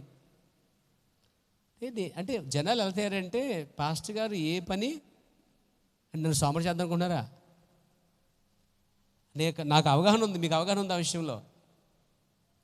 అంటే వాళ్ళ ఉద్దేశం ఏంటంటే పాస్టర్ గారు మంచి బట్టలు వేసుకోకూడదు, పాస్టర్ మంచి భోజనం చేయకూడదు, పాస్టర్ పిల్లలు బాగా చదువుకోకూడదు, ఎప్పుడు చిన్న బట్టలు వేసుకోవాలి, మేము ఇస్తే తీసుకోవాలి. ఆ ఆలోచన, ఆ విధానము పూర్తిగా బైబిల్ గురించబడింది. అంటే జనాలు ఎలా తయారంటే తెలుసా, భూభాగం బాగా పడుతున్నప్పుడు అక్కడ అంటండి బెత్లెహేము మీద అసి వచ్చిందంటండి. మీకు తెలుసా, సల్మాన్ వ్యక్తి భూ పంట వేసి సమృద్ధిగా అభివృద్ధి పంచాడు. ఆ దేశం అందరికి గోధుమలు పంచాడు తెలుసా. వ్యవసాయం చేసి భూమి పంట వేసి ఆ గోధుమలు యావాలు పండించడం ద్వారా ఆ పక్కన దేశాలకు ఆహారం అందించాడు. అతను ఆ భూభాగాన్ని చూసి చుట్టూ దేశాలు కూడా అన్నీ కూడా అసి పడ్డాయంటండి. మీకు తెలుసా, ఒకరు ఎదుగుతున్నప్పుడు ఒకరికి అది బాధ కాదండి, ఈర్ష్య అన్నమాట. నా ప్రియమైన సోదరులారా, కష్టపడండి, పనిచేయండి, మీ కుటుంబాల కోసం, మీ పిల్లల కోసం మీ బాధ్యత అండి అది. ఆ విధంగా చేయకుండా ఒక సోమరోలుగా ఉండేదానికన్నా కష్టపడటంలో ఎంత ఆశీర్వాదం. నీ చేతి పనిని యెహోవా దేవుడు దీవించిన నడిపారు. నీ రాబడి అంతట్లో దశమం చెల్లించుకుంటూ నువ్వు పని చేసుకుంటుంటే భూమి మీద నువ్వే నీ ఆశీర్వాదం, నీ కష్టజీతం జీవదాయకంగా మారిపోద్దండి. కాబట్టి ఆ విధంగా పనిచేయడానికి ప్రయత్నించండి, అభివృద్ధి అవ్వటానికి ప్రయత్నించండి. తెలుసా దేవుడు ఎక్కడ అభివృద్ధి చేశాడో తెలుసా? ఇసాకు ఎప్పుడైతే విత్తనం వేశాడో దేవుడు ఆకాశ వర్షం ఇచ్చి అభివృద్ధి పరిచాడండి. ఆయన ఆ పంటని తొలకరి వర్షం, కర్ర వర్షం దేవుడు అభివృద్ధి పరచడం వల్ల విస్తారంగా పండిస్తున్న సందర్భాలు ఉన్నాయి. కాబట్టి నా ప్రియమైన సోదరులారా, ఉన్నంతలోనే తృప్తిగా కలిగిన చేతి పని గట్టిగా పట్టుకొని చక్కగా కష్టపడండి, పని చేయండి. పని చేస్తూ ప్రభు కోసం బతకండి. ప్రభు కోసం బతుకుతూ ఏమండి దేవుని ఎదుట నీతిమంతులుగా ఉండండి. దేవుడిని దీవించి ఆస్వాదించును గాక. లేచి నిలబడదాం. Praise the Lord, praise the Lord. Hallelujah, hallelujah, hallelujah, hallelujah.